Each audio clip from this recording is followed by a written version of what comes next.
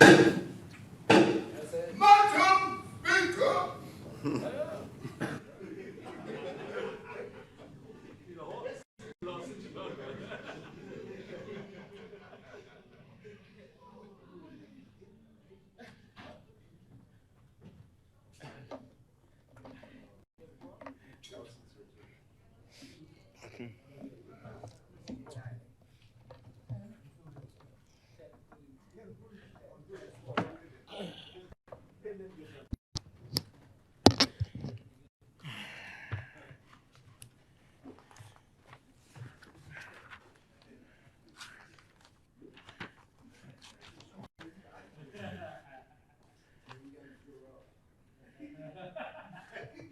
Honorable members, at the break, we were debating the News Public Act. I presume we are now ready. As many, Chair recognizes the honorable member for Long Island. Madam Speaker.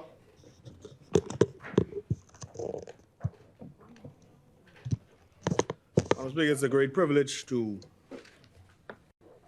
be in these halls yet again, to rise on behalf of the wonderful people of Long Island, a people who I am honored and privileged to serve.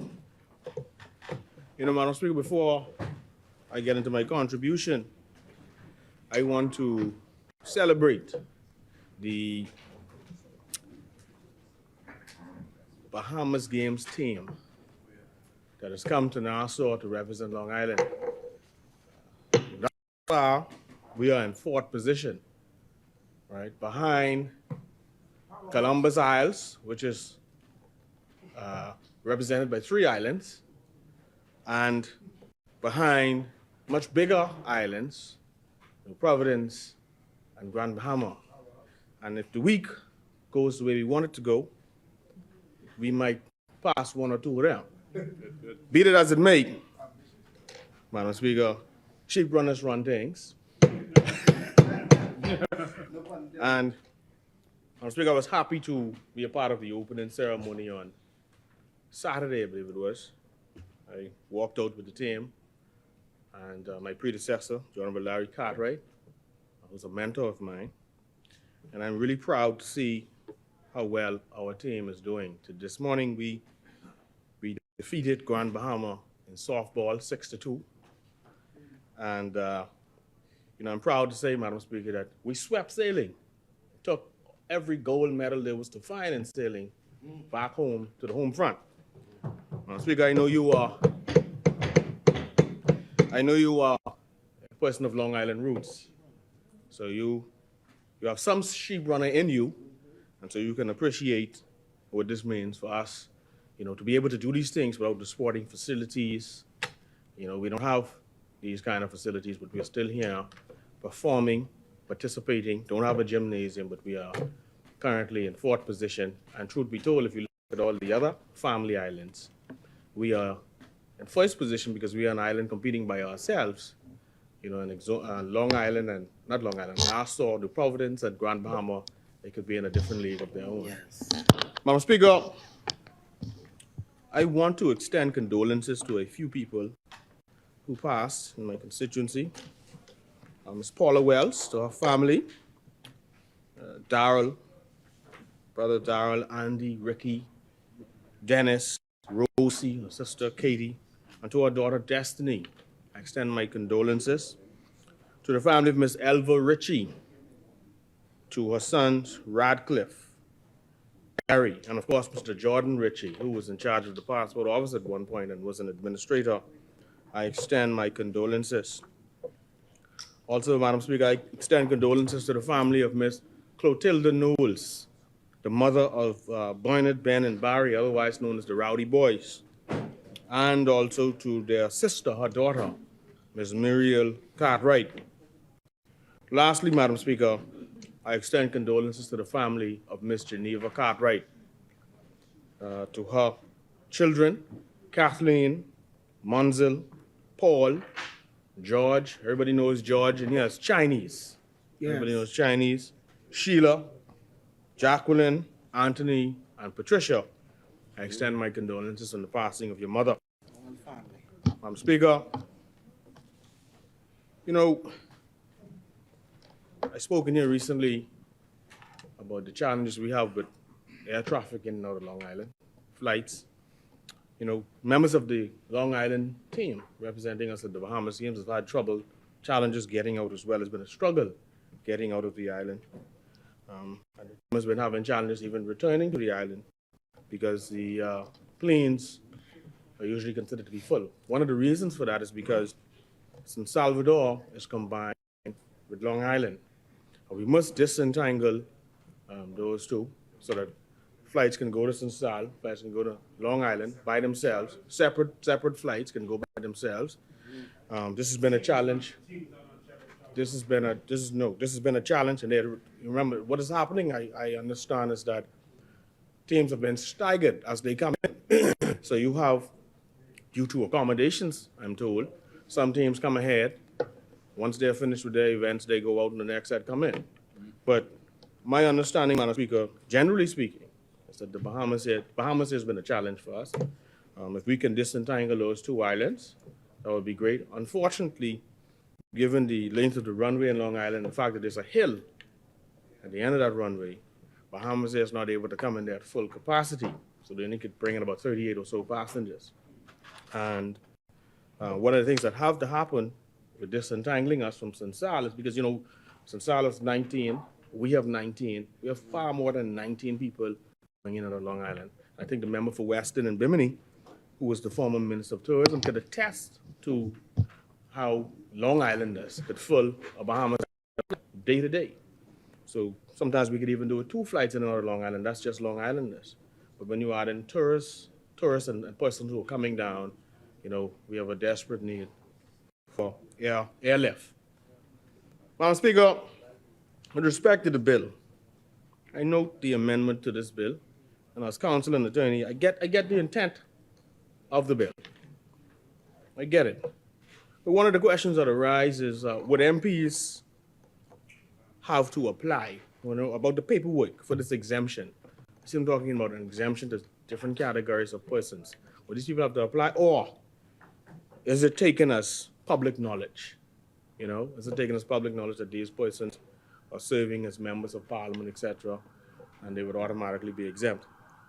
But, Madam Speaker, when we talk about exempting fees, let's exempt fees in far more areas.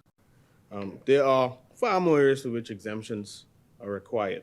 You know, first came a delay with respect to departure taxes. And now we have this. We have another delay with respect to taxes concerning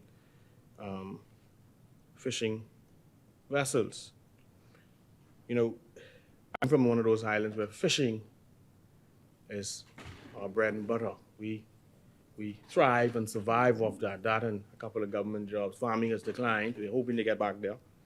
But fishing is the driving force in Long Island. So the question is, why wasn't there greater consultation? When you look at the fishing vessels, my fishermen have complained. I'm happy to see that there's some consideration being taken, because my fishermen have complained that these fees are killing them, cutting into their bottom line. That's been a source of much complaint. The guides, fishing guides, persons who own fish guides, they've also been complaining. People who own pleasure craft, we have folks on the island who rent boats. Those persons have been complaining. And so with these costs all having gone up, it is hurting the industry, it's hurting entrepreneurs, it's hurting people just seeking to legally use their boats, their vessels to go boating for a holiday weekend. Or maybe you're on a camping trip. We go camping on islands, so those little keys and surrounding our island. So we certainly hope that there would be greater consultation with the stakeholders in these industries before we look to implementing these fees and imposing new taxes. Madam Speaker, another question is, why is there no exemption given to persons who had licensed cars after COVID. Well, COVID is still somewhat existent, but after the height of COVID, there was a suspension at that time, and there were many persons who had to pay for 2 and 3 years in terms of road traffic fees. That was burdensome. There's quite a number of people who probably still trying to get their cars licensed, to have all of that added together for them to go and pay. That exemption should have stood, given that the government gave the concession to the public, said, hey, you don't have to register or you don't have to license your vehicle. It should have started from when the concession was lifted.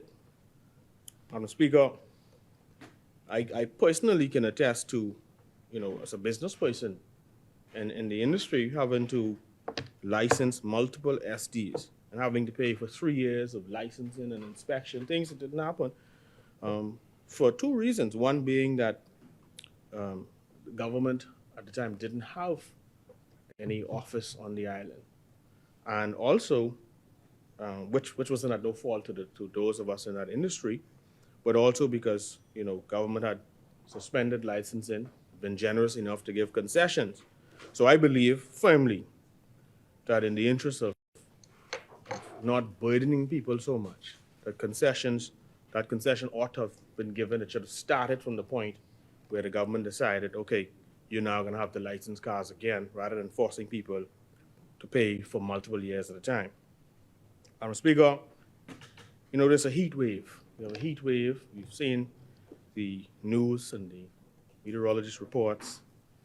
And so one of the issues I'm having, I'm on an island where the Tropic of Cancer runs through the island. So it's very hot in Long Island. If you think Nassau is hot, go to Long Island. The clinic in Deadman's Key, we've heard many, many promises about the clinics, seen very, very little delivered. I got a report yesterday that there's no air condition in the emergency room, no air condition in the dental room, none in the pharmacy and recovery room. In fact, I'm advised that Long Islanders have been trying to go online and raise funds to purchase the air conditions, and this haven't come to my attention. I'm going to commit to use the constituency fund, because we're not going to wait on government to take their own sweet time to get it to us. I'm going to use the constituency fund to purchase air conditions to put in that clinic, because you cannot have all these rooms, the recovery room, pharmacy, and the recovery rooms where persons are kept overnight with no air conditioning. And that's at the David Sims Clinic in McKinsey's. I'm also advised that there's a medicine challenge at the clinics, both of the main clinics, at Sims as well as in McKinsey's. I'm calling upon the Department of Public Health as well as the minister and whomever has some oversight to ensure that the people of Long Island has adequate medicine available, whether that's to treat diabetes, hypertension, or whatever the illness might be. Certainly we are an island of taxpayers, and we're hoping to have equal treatment in this country. And so I call upon these persons to ensure that the people of Long Island have access to medicine and proper health care on our island. Madam Speaker, while I'm on the issue of health care, I note there's a couple, last week, I had an electrician outfit the Sims Clinic. The Sims Clinic, much of that clinic was in darkness. And so he purchased a special type of bulb from AG Electric, and we're gonna have to get a few more. The electrician tells me that there's some outstanding. And we moved to ensure that those bulbs, the old bulbs, were removed so that the clinic could be lit and that the health professionals can properly perform their jobs. We have a few more to do, and we intend to do. We're not going to wait. Now, Speaker, one of the questions that arise, though, is what has happened to the new ambulances? We hear all this talk about ambulances. But what has happened to the new ambulances that has been promised for the country? We see many of the ambulances on the road that were donated by Global Response. But what happened to the ones that we have been hearing for the last 2 years would be purchased and bought in to outfit the hospital as well as be sent to islands such as Long Island, because currently we don't have an ambulance in Long Island, and the ambulance that is in Long Island, we moved a couple of weeks ago to donate that, but the Sims Clinic refused it, saying that they needed some communication from Cabinet. I've spoken to the minister about that, and I intend to write him on that again this week. Madam Speaker, another question that arises is my understanding, I've been reliably informed today that there's leakage of sewage in the operating room at PMH. Why has no money been allocated towards fixing that? I've been told that there's leakage of sewage in the operating room at PMH today. I've also been informed, Madam Speaker, that the operating room at the RAN has yet to be opened. And so the question is why? Madam Speaker, I'm also advised, sadly, that raw sewage has been running down the driveway of the UWI, the medical school, at the campus there at PMH, at the PMH campus, and that this is happening today. In fact, it's happening right now. So why is raw sewage running down the driveway at UWI on the PMH campus? These are questions that must be answered and that need to be quickly addressed in the interest of the public and health and safety. Madam Speaker,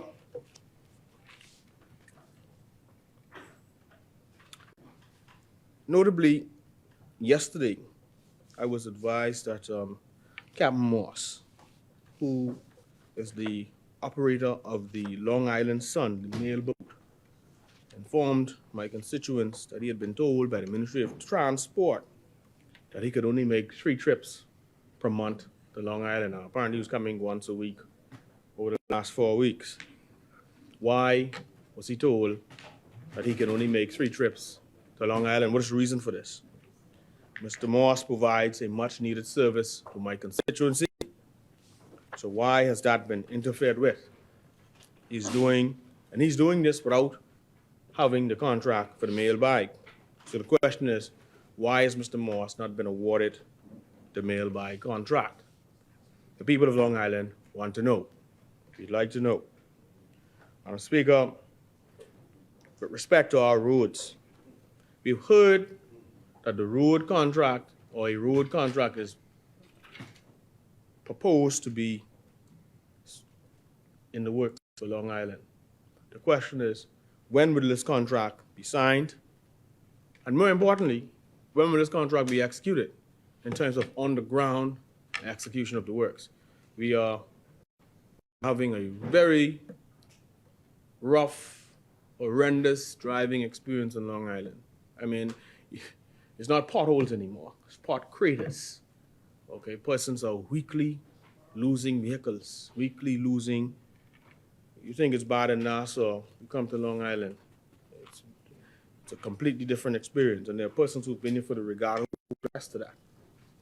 Okay, so we are looking forward to persons or to the contract being awarded. We'd like to know when. We'd like to know when the work starts. We hear a lot of lip service being paid, but we are anxious to see these works done because every day we have to drive on these horrible roads and endure our vehicles falling apart, purchasing new parts, and also, having to deal with accidents unnecessarily being caused due to dropping into potholes or trying to duck potholes in someone else and running into someone. Madam Speaker, the holes are literally deep enough in Long Island where you can plant banana suckers in any variety of crop. Okay? Now, so the question is, and also, Madam Speaker, when will the road work continue in North Long Island? We heard about the boat coming in to get the aggregate ashore. Now, I'm understanding that big boat was sent to Grand Bahama to offload it, send it back to Long Island in a smaller vessel. If that is so, when is the aggregate going to arrive in Long Island? When is the work going to begin on the roadways in North Long Island? How is this situation being resolved? This has been dragging out for far too long, and I believe that our people would like some immediate resolution to this. with respect to potholes, whether it's on the main highway or the side roads. When will those potholes be filled? When will we need as much coal patch as possible in the interim to address the pothole situation in Long Island. It is an untenable situation we're in. We pay our road fees, all of our taxes and driver's license fees and so on, just like everybody else. And we're just asking that we be treated as if we're not the bastard child or the stepchild of the Commonwealth of the Bahamas. Madam Speaker, with respect to the Bahamas Games, you know, well, firstly, I am proud to see what my island is doing, my constituency is doing in terms of our performance thus far. However, if I may make a recommendation for future Bahamas Games, you know, you have the NBA, the National Basketball Association in the US, changing their formats. They have now an in-season tournament coming up this season, and a play-in tournament that has been going on for some time, where the 8th and 7th and 8th seeds play, and 9th and 10th seeds to see who would get into the playoffs. So 7, 8, 9, and 10 would usually have this play-in tournament. I think some adjustments could be made to the format as it relates to future Bahamas Games. I think the games would be more equitable if we have actual constituencies competing against each other. Maybe that is something that should be considered, particularly, constituencies, particularly when you look at New Providence, right? Or maybe you divide New Providence into 4 quadrants, into a quadrant. But when most certainly to ensure equity, I think we should look at having constituencies compete in these games.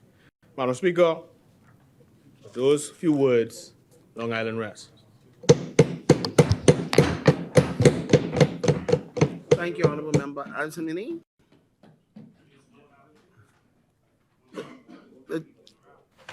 Who's sorry? Wrapping up? The chair recognizes the Honorable Member for Kalani. Thank you very much, Madam Speaker. David, give me some water.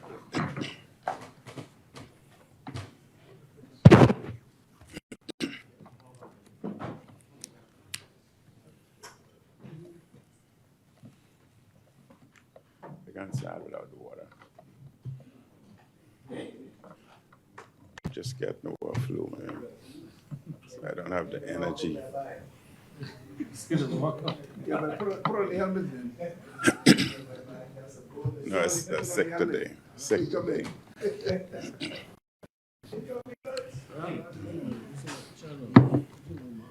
Madam Speaker, as my energy level is somewhat compromised, I would be somewhat brief today. I just want to start off with some housekeeping.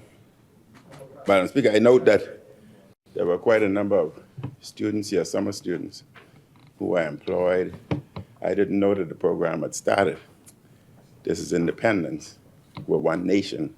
I would have thought you'd give Kalani at least 2 or 3, but Kalani got nothing. I'm certain that that was an oversight, and that would be corrected. And Madam Speaker, we've been doing quite a number of work within Kalani constituency. We've commenced the park in the Kalani Shores area, and the minister had spoken about the patching program. We have our own patching program within the Kalani constituency, where we would ask individuals to do a GPS marking, send forth the marking to us, and we have individuals hired who would patch as much as possible so as to alleviate and assist the problems that we face. But I want to remind the nation and this parliament that on the 7th of August, Gambia is having Gambia Day, and as usual, it's an all-day event. And that event is usually closed by the Saxons Junction Group. That usually perform at about 11 o'clock. And yes, Madam Speaker, everybody knows that I'm a bell, I would be there, but I would take a different role this time. This time I would be the lead dancer.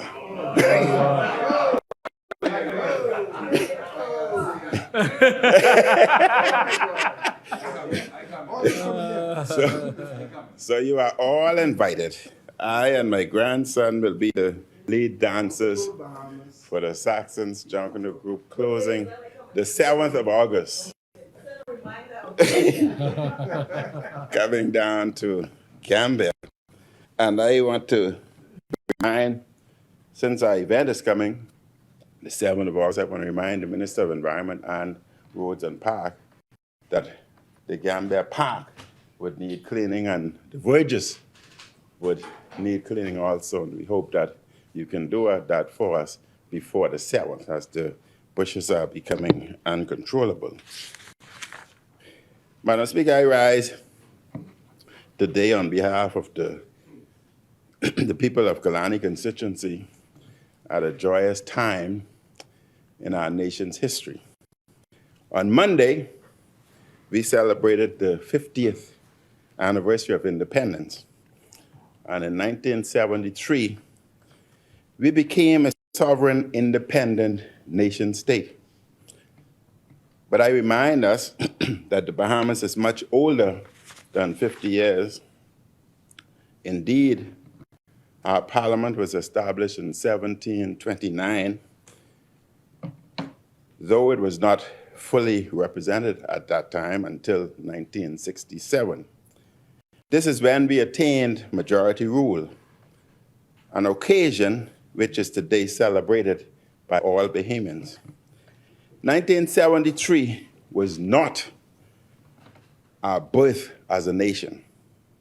We were a nation long before 1973. 1973 was the launch of the Bahamas as an independent state. It is essential, Madam Speaker, for the sake of history and the education of our people to understand the difference. And the dictionary defines a nation as a large body of people united by common descent, history, culture, or language, inhabiting a particular country or territory. Also, according to the dictionary, a nation state is defined as a sovereign state of which most of the citizens or subjects are united also by factors which define a nation, such as language or common descent. 1973, Madam Speaker, was the achievement of sovereignty, another milestone in our journey as a people on these blessed islands. I want to congratulate all Bahamians here and abroad for this remarkable milestone. And I also want to congratulate the member for Seabreeze, who had worked very hard putting the programs together. And she was available to all who wanted her day and night, almost 24/7. So I want to personally congratulate her for the excellent job. The hard work, sacrifice, sweat, and toil of our people transformed these islands these past 5 decades into a free and fair democracy with the most dynamic tourism economy in the region. Madam Speaker, Bahamians should be proud of what we've accomplished together. There is more access to education and healthcare. More focus was placed on Family Island development. The economy has greatly expanded, providing opportunities to many who were denied it for so long.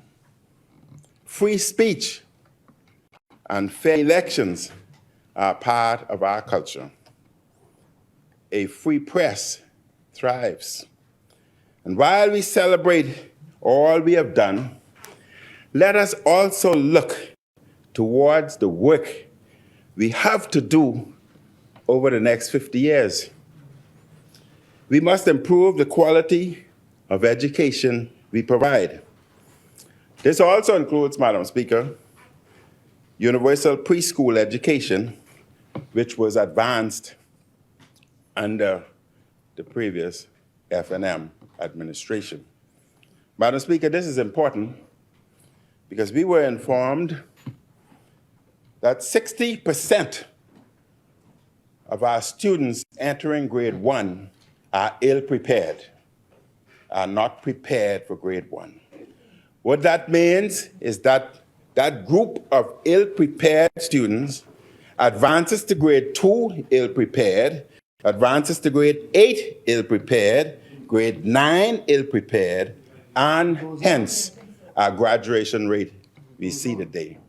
And that's why it calls for long-term planning, not a microwave solution, Madam Speaker.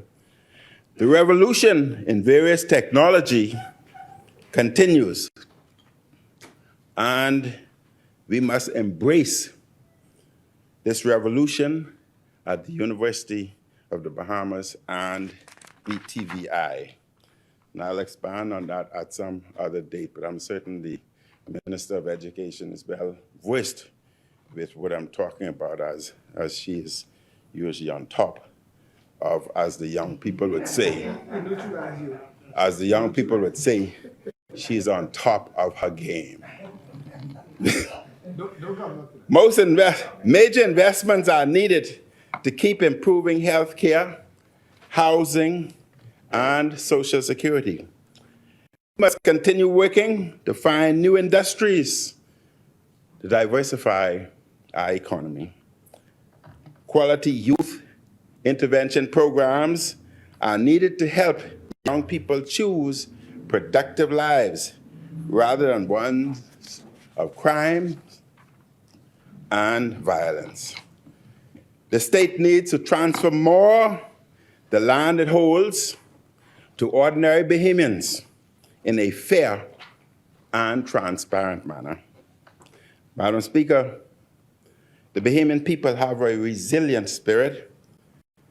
We are doers. I have confidence in the next generation to meet these challenges, just as the majority rule and independence generations tackled what was before them.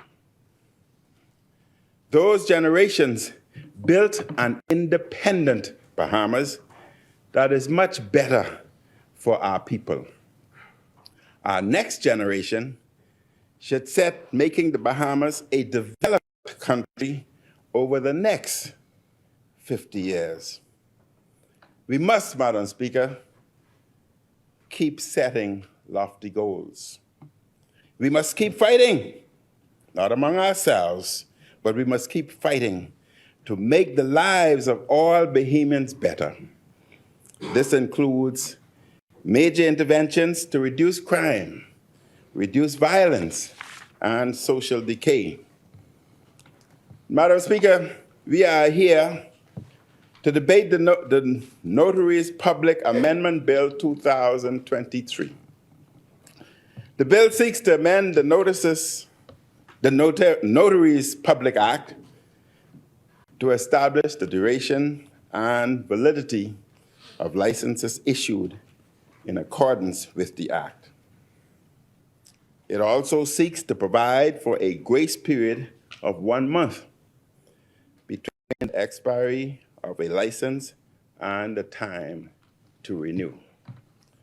The third clause of the bill also seeks to insert new sections 6A, 6B, 6C, which provide for the renewal date for applications made before or after the date of expiry of a license.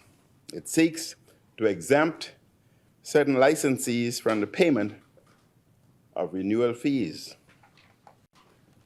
It seeks to waive arrears of unpaid fees for the exempt licensees and provide for the pausing and resumption of offering notarial services. The bill's fourth clause seeks to provide for the limited extension of the exemption and waiver of fees to licensees who would have qualified for the exemption or waiver of renewal fees prior to the commencement of the act. I support the bill, Madam Speaker, and hope these changes will help improve the functions of notaries public and the services they provide in the country.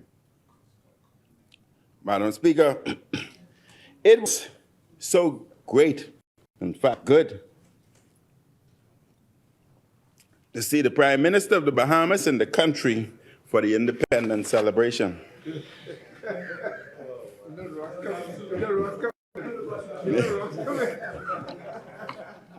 He is on tour around the world so often, many wondered how long he would be here for independence. It seems, though, he is not the only Prime Minister in the PLP. Apparently, there's a Prime Minister in Abaco. In Central Abaco, I presume you are the Deputy Prime Minister.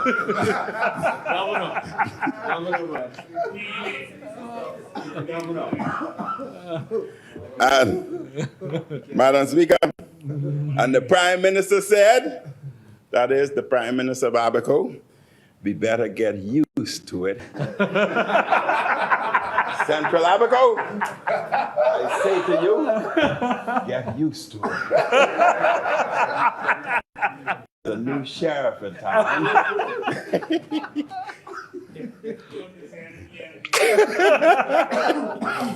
The arrogance of this statement by the North Abaco MP stunned many Bahamians. There seems to be little prime ministers all over the PLP. Central Abaco, you need a promotion. You can be Prime Minister of the South, and he Prime Minister of the North. Anyone can do and say as they please under the leadership of the member for Cat Island. The member for Carmichael the other day, in his capacity as immigration minister, was operating a, listen carefully, was operating a, and I quote, citizen delivery service of sorts. By going to a funeral to personally convey citizenship. Delivery service? Say that again. This irregular behavior Say that again. shocked the world. Madam Speaker, The world? my niece came down The world. Shock the for the world. independence, Not the world. shocked the entire country. The world. My niece came down and she said she wanted to see, she escorted me to the ball. She wanted to see the Minister of Immigration because she has a friend over there. She wondered if he'd catch Bahamas and deliver it there.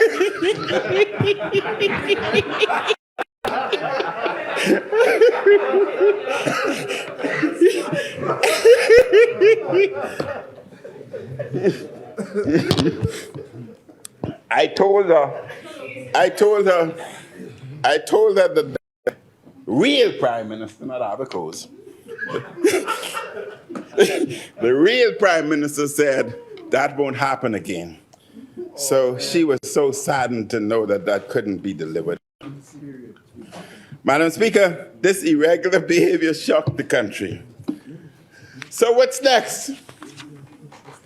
While he delivers citizenships, will he deliver citizenships at birthday parties, proms, Christmas parties? Madam Speaker, I guess you can do whatever you like under this Prime Minister. Not getting sweeter. My strength coming back now.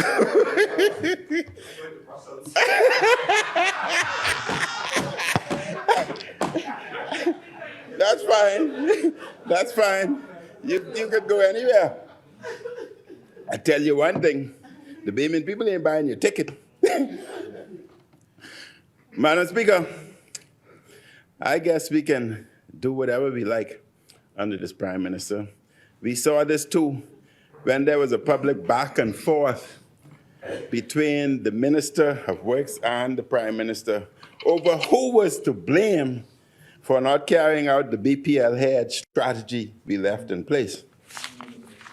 But sadly, the collective failure of the minister and his boss led to serious consequences for Bahamians. Electricity bills have skyrocketed. I am frightened, Madam Speaker, as I listen to individuals who said that their bills have moved from $200 to $700. I am frightened to see my bill. I am frightened. You know,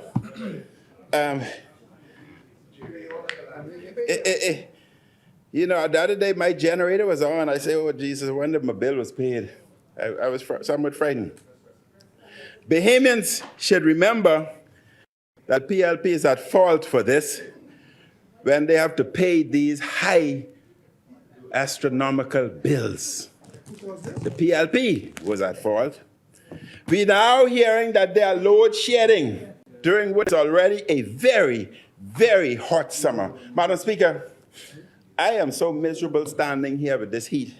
God knows I want to take off this coat, but, you know, protocol and proper won't allow it. And therefore, I am forced to stay here and burn.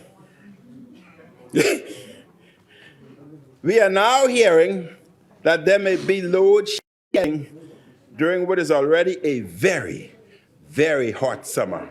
And Madam Speaker, we had gotten a notice in the Tropical Garden, Kalani constituency, Tropical Garden area, that I must give BPL credit for that. They sent us a notice saying that there will be load shedding for about 3 hours. So they gave us warning so that we must prepare ourselves for the heat of the day. Madam Speaker, my government made enormous progress in fixing what has been historic problems. Former Minister of Works, Desmond Bannister, has already told the public how this government has failed to keep various equipment maintained in a timely manner. Now, Madam Speaker, let me help the Minister of Works here, because some of his people are not giving him the right answers. You know, I've been through that. And that's how I found out. I've been through that. But I had a good man there, Whitney Hasty. He was a very good man. When we came, Madam Speaker, when we came in office, we visited the power plant in Prospect. Not Prospect, you know, out Clifton. Clifton. And that's my constituency too. We visited the power plant at Clifton. And Madam Speaker, it was atrocious. It was shocking to walk in the engine rooms. The oil on the floor was about 2 inches thick. And they literally assigned boots to you to walk around. But they were comfortable working in that. 2 inches thick of oil on the floor. If you went there, you would know.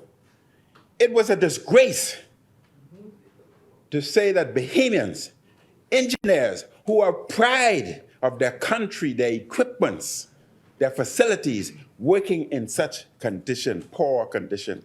And Madam Speaker, Whitney Hasty and his team embarked on cleaning and getting the engines in place. And I can say that when he had completed, when we left, if you had dropped your food on the floor, you felt comfortable picking it up and eating. That's how clean it was. That's how we left it. I would urge the press to take a tour of the facilities today. I don't know whether they've regressed back to the standard that we met it, but I think the press should take a tour of the facility to see whether they have maintained such standard or deteriorated. Madam Speaker, we were faced with load shedding. And we had introduced about 160 megawatts of new generation capacity that was secured, which meant that we improved the generation capacity to 325 megawatts. The Bahamas, New Providence, needs on its maximum day about 260. So we had spare to ensure that load shedding was a thing of the past. We had purchased 7 Wattilla engines, which would have produced 132 megawatts. And then we had a GE engine, which would have produced about 30 megawatts for 162 megawatts. So, Madam Speaker, presently, there's 7 engines now, because they're not giving the minister the facts, but I can give him those facts. Still trying to get over this flu, but I'm not infectious, gentlemen, I'm not infectious. So y'all safe, y'all safe. Madam Speaker, out of those 7 generators that are producing the 132, 2 are no longer functional. And you know why? Because the new team, you see, governments are supposed to be continuous. They moved who were there and brought in others. The maintenance program was not maintained, and therefore the engines subsequently break down. Now, Madam Speaker, because there were contractual agreement with the manufacturers of the engine, there would have never been a problem in accessing parts if they were needed. But today, there will be problems with parts. So, Madam Speaker, all I say, prepare for the heat. It's coming. The minister said it's coming. In addition, Madam Speaker, so your cost has gone up because of the hedge.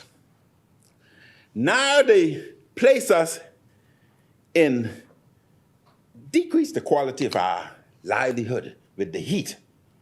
You have to run outside, individuals, you pass through Baintown sometime, Madam Speaker. Individuals are on the porch fanning. You know, in the old days, and you would know, in the old days we could sleep under the window and we take the stick and open the window. Now we've advanced and talked about central air, and now they don't want to give us no electricity, so those central air are useless. You have to go look for your paper fan again. So, Madam Speaker, so your cost has gone up because of the hedging that they, and I don't know whether this word is parliamentary, and I could change it if need be, what they messed up. Then, because of our engines being down, what they had to do, Madam Speaker? They had to lease additional engines. That carries a cost. And who's going to bear that cost? Us. That's additional cost. So they are presently leasing, I think, about 115 megawatts of engine, of energy supply, and about 73 being leased from Sun Oil. So, Madam Speaker, when the F&M was in, when we were in, we had the operation and maintenance cost. Listen carefully so you can see where they've increased our cost again. That's why it's good. Government should be continuous and not selective, but continuous, and we wouldn't run into so many problems. The operation and maintenance cost of BPL, when the F&M was in power, is 1/3 the cost today. So that's additional cost to us. And that's why I scared to see my light bill. I scared, you know, especially when I was sick, Madam Speaker. You know, the problem is, as a doctor, you're knowledgeable. And when you're sick with the flu, you have fever, the heart rate goes up, you sweat. And if you see that bill, your heart rate goes up further, and you die shock heart attack. So that's the quickest way to heart attack. So I told my family, do not, listen, just withdraw the money, pay the bill. But don't let me see it until I get well, please. But Madam Speaker, these are serious times. Madam Speaker, further evidence of the do or say nothing culture in the Davis administration was on display too. When the Minister of Education, look up, voiced her objection to the Royal Caribbean Paradise Island deal her government supports. She said what she said, and there was no consequences. Now, Madam Speaker, I'm going to be fair and honest today. I like the minister. I like very much, very much. Now, you know, the public don't know, but you know, your husband passed away, but your husband and I were cousins, you know that. So we family. But, Madam Speaker, the member is a nationalist. She is a nationalist. And she seriously believes in Bahamians first. You cannot knock her for that. And I respect her for that. And the position she took, she had no choice. I respect her for that. So, my member, continue along that road. No, ain't no but. If I was in your constituency, you'd get my vote. Madam Speaker, the speaking out against and defiance of the Prime Minister by PLPs will only get worse over the course of his term. Weakness in leaders causes subordinates to challenge the leader. It is amazing that many in his government are getting away with calling them the Davis-Cooper administration. Or we should call it,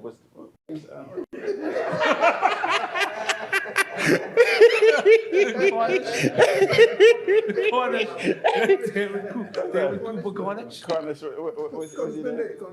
Only minutes? What?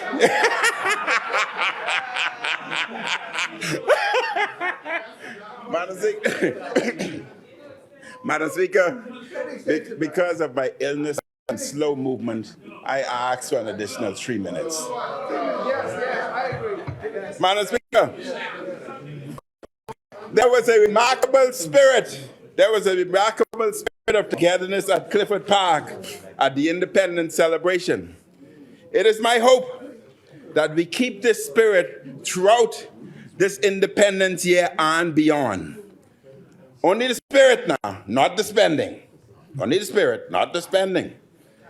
And we will be asking soon for the expenditure for the Independence events, and we still await the expenditure for the trip to London, to UK, to visit the King.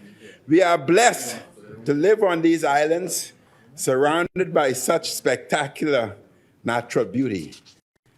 Let us be good stewards of the gift that God has given us.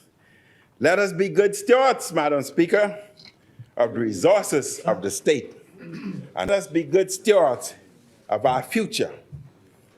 And as I have said in the past, may I invoke the God of new beginnings as we continue our national journey.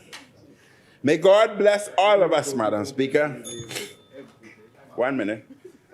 And may God continue to bless the Commonwealth of the Bahamas. Boy, I saw those, West End, I saw those jackets y'all wanted to put us in. Those yellow jackets, now, you know that was criminal. You couldn't put us in that. That was wrong. That was wrong. I once again, Madam Speaker, wish you and all members of Parliament a happy independence. Prime Minister of Abaco and Deputy Prime Minister, happy independence.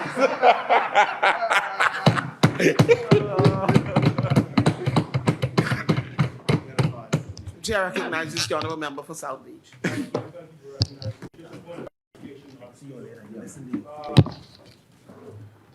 Didn't want the member for Kalani to mislead you, this House, or the Bahamian public with regards to some of the things he said. While it might have been jovial, as Bahamians, we tend to say a lot of very serious things jokingly. But I cannot speak to the state of the power station on the day that he visited. Maybe that one day, Madam Speaker. But from what I know of the power stations in my time at BPL, clean power stations, it's not far and few between for us. We've always been one of the leaders in this region with regard to the upkeep of our power stations. And I am proud to say that during my 20 years there, we never had an issue with a messy or dirty power station.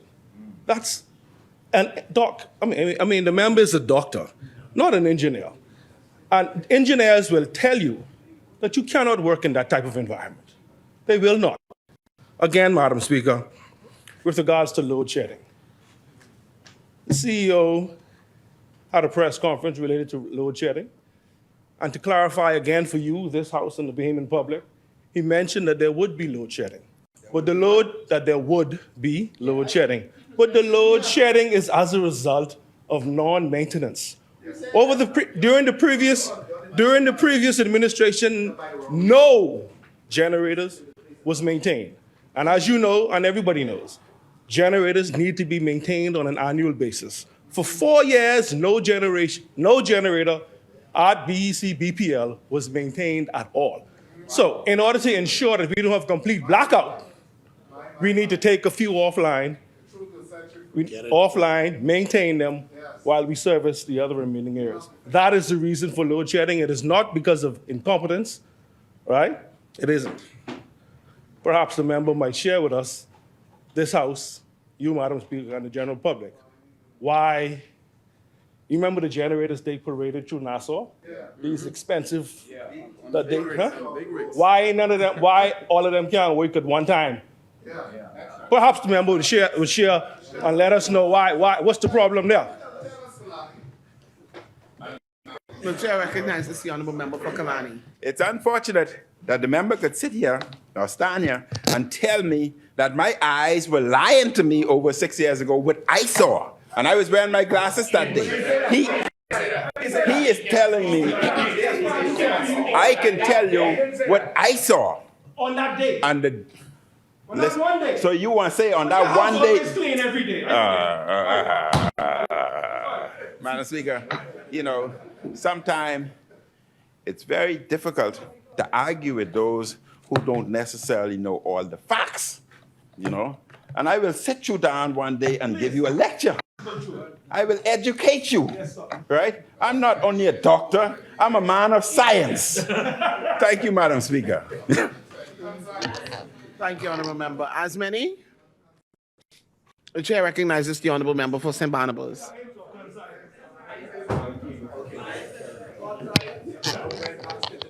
Sorry? No bread basket today.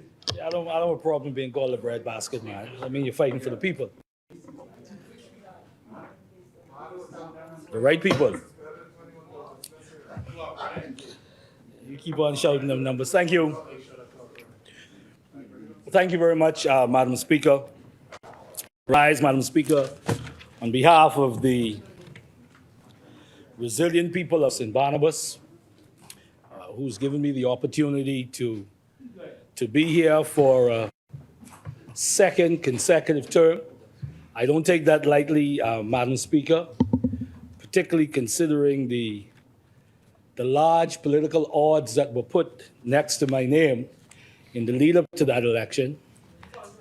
And so, yeah, to PLPs too, yes they did. To PLPs too. To PLPs too. So, Madam Speaker, you know, I will never apologize in helping the Bahamian people, Madam Speaker. All right? Helping the Bahamian people, Madam Speaker. They were poor people, and they were PLPs and F&Ms, Madam Speaker. Thank you very much. Madam Speaker, thank Almighty God for being a citizen, as I always say, of the greatest country in the world. For me, I don't qualify it as the greatest little nation. I believe that the Commonwealth of the Bahamas is the greatest nation on this earth, and I often contend it's because of our country being an incubator of purpose and talent, and everywhere that Bahamians go, they make their mark, Madam Speaker.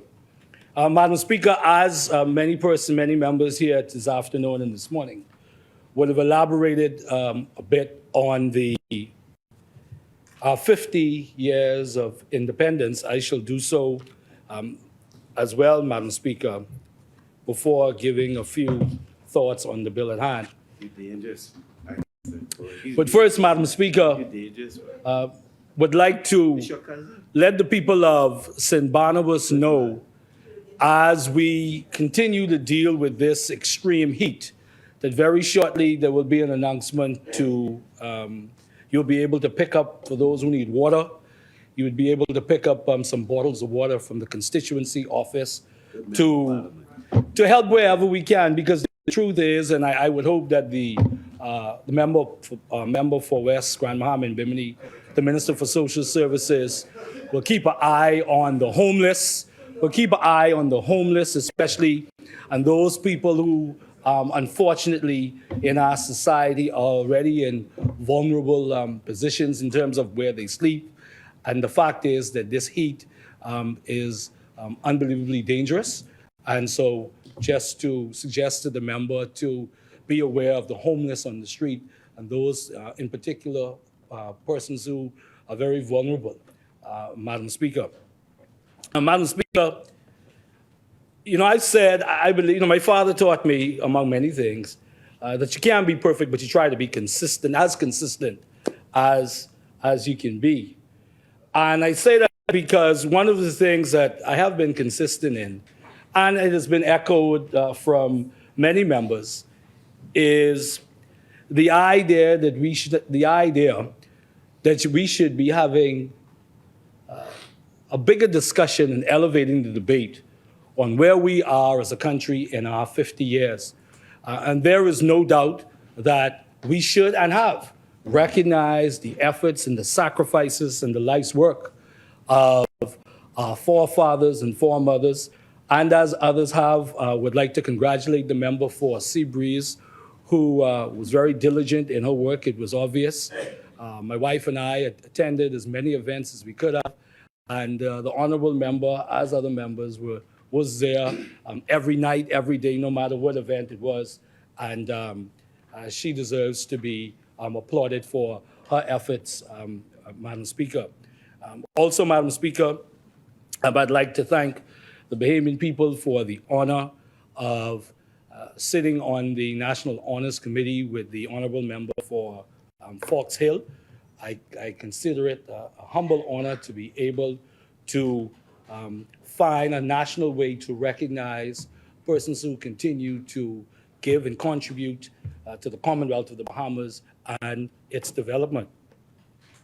Madam Speaker, over the past few weeks, like so many other Bahamians, heart was just filled to see the Bahamian pride on display as we reflect on how far we've come as a country. And I often, daily, I should say, try to remind myself, not try, but remind myself daily of this important role that I've been given and how much of an honor it is for all of us, as I'm sure we all do reflect, on the magnitude of the role that we play, and not to take it for granted, Madam Speaker. And I was at the celebrations on Clifford Park, as all of us were. And, I make it my business to continuously pinch myself and keep my ego underneath my bed every morning when I get up and pray, so that you can remind yourself that this is not of your doing, it's God's plan. But on Clifford Park that day, my wife and I, we were sitting right behind Dame Marguerite Pinling, the former Prime Minister, the member for Kalani, former Prime Minister Hubert Ingram, and former Prime Minister Perry Christie. And, you know, I sat there just to take it in. And I said to myself that God has given me the opportunity. God has given me the opportunity to be in these surroundings with these persons who would have contributed to this level in the Commonwealth of the Bahamas, and to bear witness, and to hear some very profound conversations, some of which, of course, you don't disclose, you know, but just to hear the discussions among persons who would have been elevated by the Bahamian people to a certain level. And so it was just a reminder as we sat out there that as much as obviously we know that politics itself has a role, that there is much honor to persons regardless of your political stripe, their service to country, Madam Speaker. Madam Speaker, you know, the past few weeks also, as I reflected on 50 years of independence, and I've said before in this Parliament, are we asking the profound questions consistently and adequately enough in terms of where we are and where we ought to go and where we should be as a people, Madam Speaker? You know, there are real issues that we have. And I believe, Madam Speaker, that even though try as we must to strip away the politics of what these questions might invoke, the truth is that the Bahamian people, even in this 50 years of independence, and we have much to be proud of and much to celebrate, and we honor those, that the Bahamian people, we have a number of challenges at our doorsteps that we will have to confront, Madam Speaker. Right now, Madam Speaker, we look at the Bahamian people having to contend with issues of energy generation in the Commonwealth of the Bahamas, and that is real. You know, that is real, and we can get into who fault it is and so forth. But, Madam Speaker, I'm sure we would have seen over social media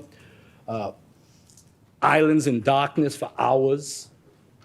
You know, people in darkness for hours, the Bahamian people without water in certain places. The infrastructure is failing, Madam Speaker. And I'm sure that every member of Parliament here, as you drive around your constituency, because it's in St. Barnabas, and I know that the member for Fort Charlotte spoke to both of those issues, but what is real is that, unfortunately, the place is in a mess. The infrastructure is failing. And the Bahamian people deserve better. They do deserve better. And like I said, I'm sure every member here, as you drive through your constituency, to see the amount of potholes, to see the amount of degradation in public infrastructure, it is something that the Bahamian people rightly should be disgusted of. Particularly, Madam Speaker, when you think about the fact that the Bahamian people make a direct connection between the taxes that they pay. And, you know, it isn't easy, and I know the member for Freetown might have a view on this, because he and I have spoken about this before. It isn't necessarily easy to, you know, to sue the government, well, I should say, easy to sue, but get compensation. The reason why I mention that is because the natural expectation of the Bahamian people should be that they pay their taxes, and if your car falls into a hole, it really should be the government's responsibility to compensate the Bahamian people for what happens to that vehicle. Sorry? Yeah. Yeah. Yeah, well, no, listen. No, it ain't a dangerous road. At the end of the day, the Bahamian people expect a certain level of service from government services. That's the point that I'm making.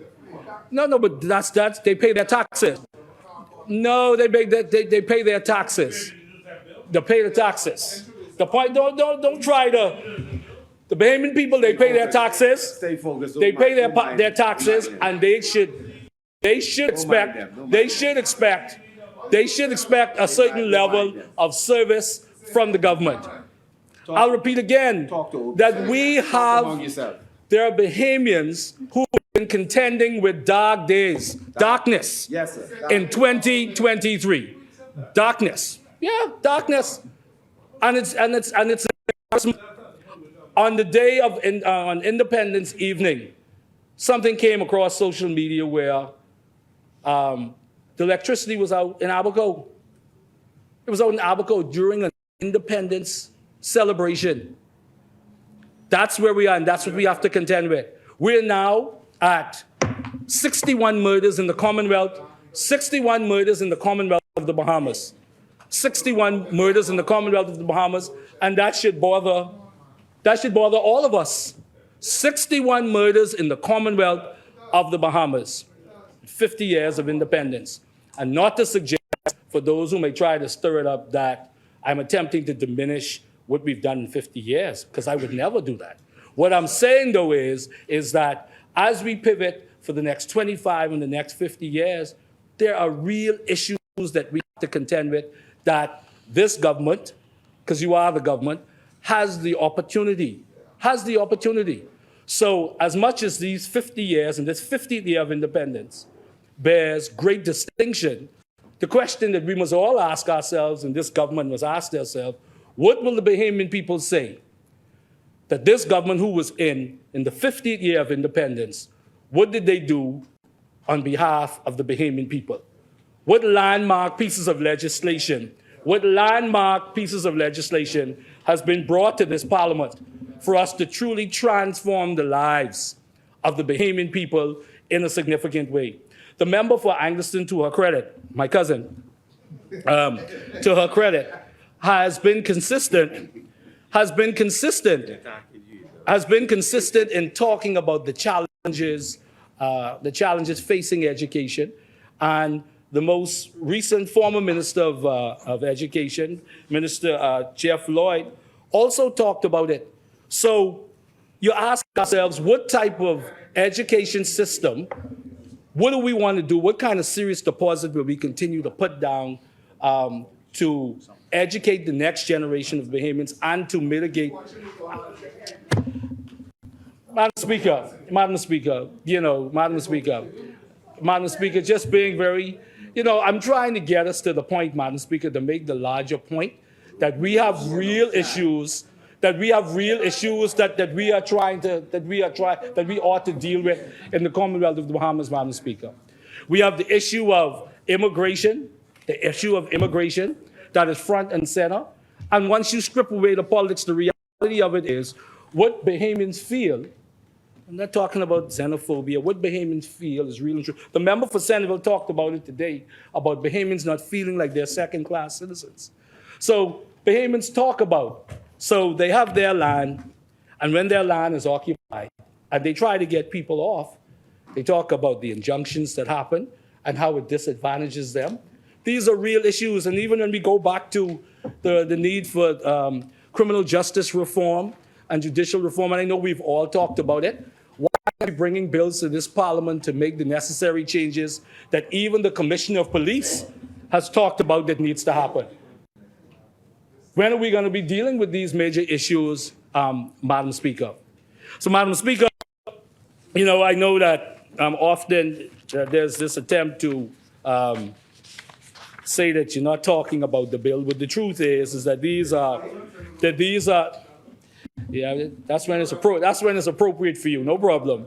But Madam Speaker, and the thing about this, as we talk about this, as I look at this bill, Madam Speaker, you think about the magnitude of some of the things I've just talked about, but we've come here to find a way to stop certain classes of people from paying $250 when we have real significant issues that we can be dealing with, Madam Speaker. I say again, Madam Speaker, in 2023, Madam Speaker, Bahamians, North Auckland's was out without power for 3 hours, South Auckland's was out for 4 hours, right? Madam Speaker, but here's the truth that the government has to deal with. No, that's not the point. No, that's not the point. The point is it shouldn't be 3 and 4 hours. And ever since this government has come to office, BPL has not been the same.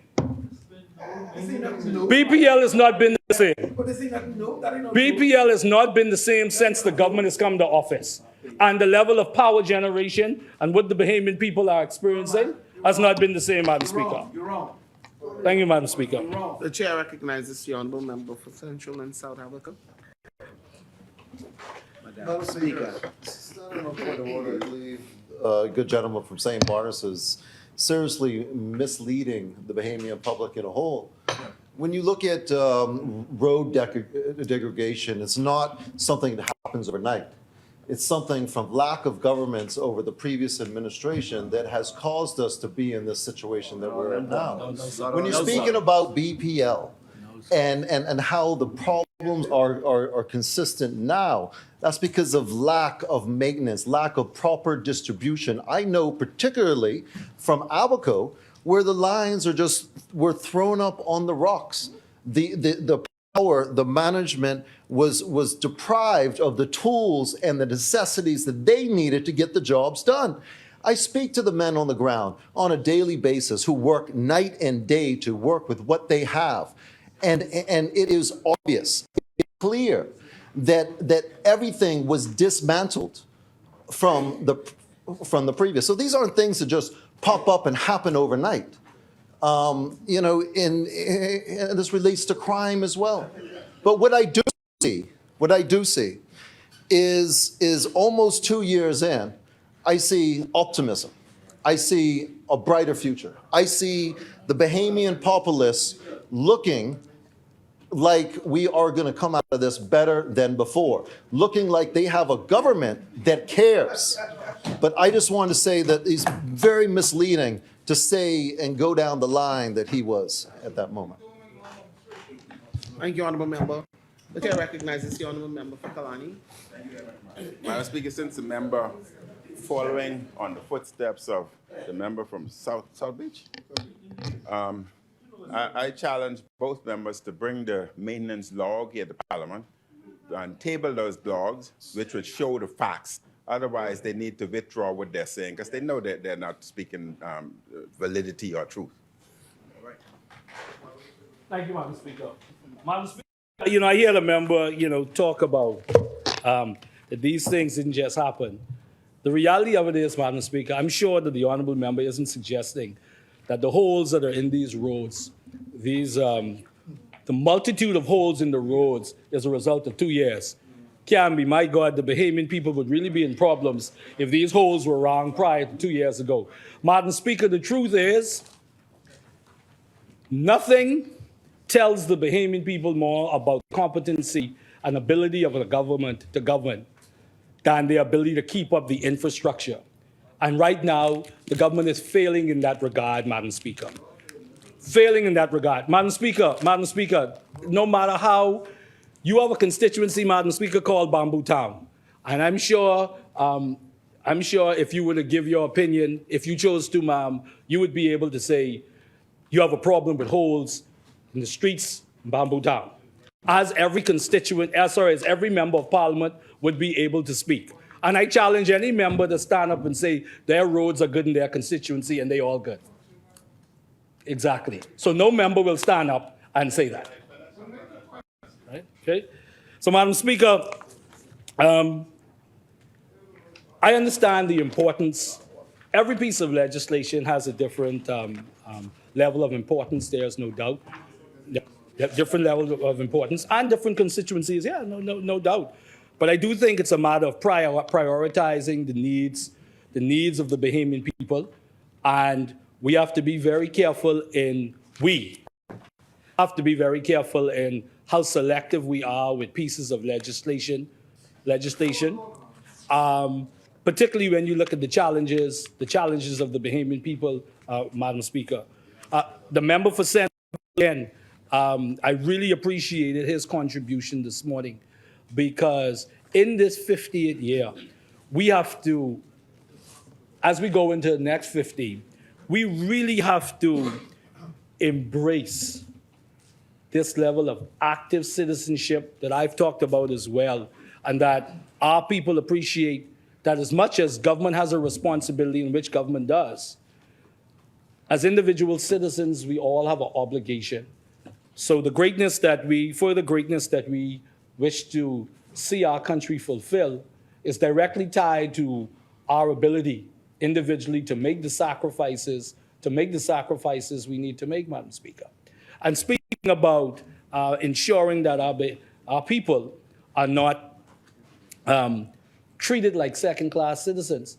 You know, I drove around the island the other day, Madam Speaker, and I understand there's similar challenges in some of the family islands where, you know, access to beaches, and a number of the legal entryways that exist.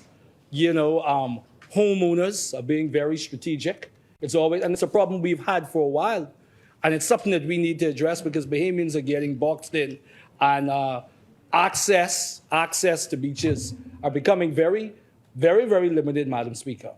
Also, Madam Speaker, there was something that was in the papers this morning, and it's been around for, I think, the last week. I do not know, let me say full disclosure, I do not know some of the intimate details of the situation. I've spoken to members of the union relative to what is happening to a shop steward over at Atlantis, right? But I would just say this, that shop stewards, in particular, who represent the union, who are employed by companies, should be treated in a proper way. I don't know the circumstances, but they deserve their protection. And I hope that matter is resolved, because we want any company in the Commonwealth of the Bahamas that have union members to deal with union members properly, to the benefit of workers. And quite frankly, a harmonious environment obviously benefits the business environment, Madam Speaker. So, Madam Speaker, as I take my seat, Madam Speaker, I believe that the future of the Commonwealth of the Bahamas will be great. During the many different events where you would have seen, even at the beat retreat, and you would see the number of young people involved in our security branches and all levels of our country. There is no doubt that the future of the Commonwealth of the Bahamas is in good hands, and let us continue to support the young people of this country. And it was just wonderful, Madam Speaker. I rushed on the morning after Clifford Park, on the morning of the 10th, rushed for that great group, the Valley Boys, and just to see the smiles. Yeah, it was for the Valley Boys, but it was because we were celebrating, just to see the smiles on the faces of Bahamians who, and even as you paraded down Bay Street, who were really reflecting on what it is to be Bahamian, what the Bahamas, what their country has done for them. I would just add to that, and I did say it to a number of Bahamians who would stop me, is that, yes, our country has done a lot for us, but we have to ask now, what are we prepared to do for our country in the development of our communities, the larger Bahamian society, and the Commonwealth of the Bahamas, Madam Speaker. I do wish as well, Madam Speaker, to really pay homage, Madam Speaker, truly pay homage to our forefathers and foremothers. I think I've spoken before that my stepfather had a gas station on Shirley Street. And I used to pump gas. And one of the most memorable experiences in doing that was the persons who would come there to receive gas. Celestial Thompson was the first commissioner. The member for Anglican's father used to come to that gas station as well. Mr. J. Henry Boswick, Kelsey Johnson, all sorts of persons from all walks of life. And what I did appreciate that my stepfather had persons from all political walks of life who would come to that gas station, and whose cars I would put gasoline in. So just very grateful to all of those persons who would have paved the way for us and who would have sacrificed. All of the prime ministers, from Sir Lyndon Pinling to the present prime minister, for their service in that capacity.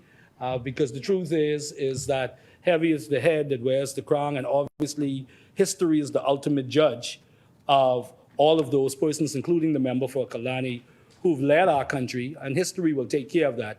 But in the realm of service to country, we thank them.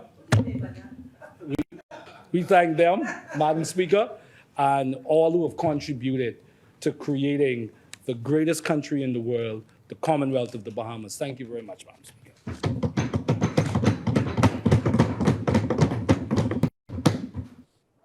Thank you, Honourable Member Asmini.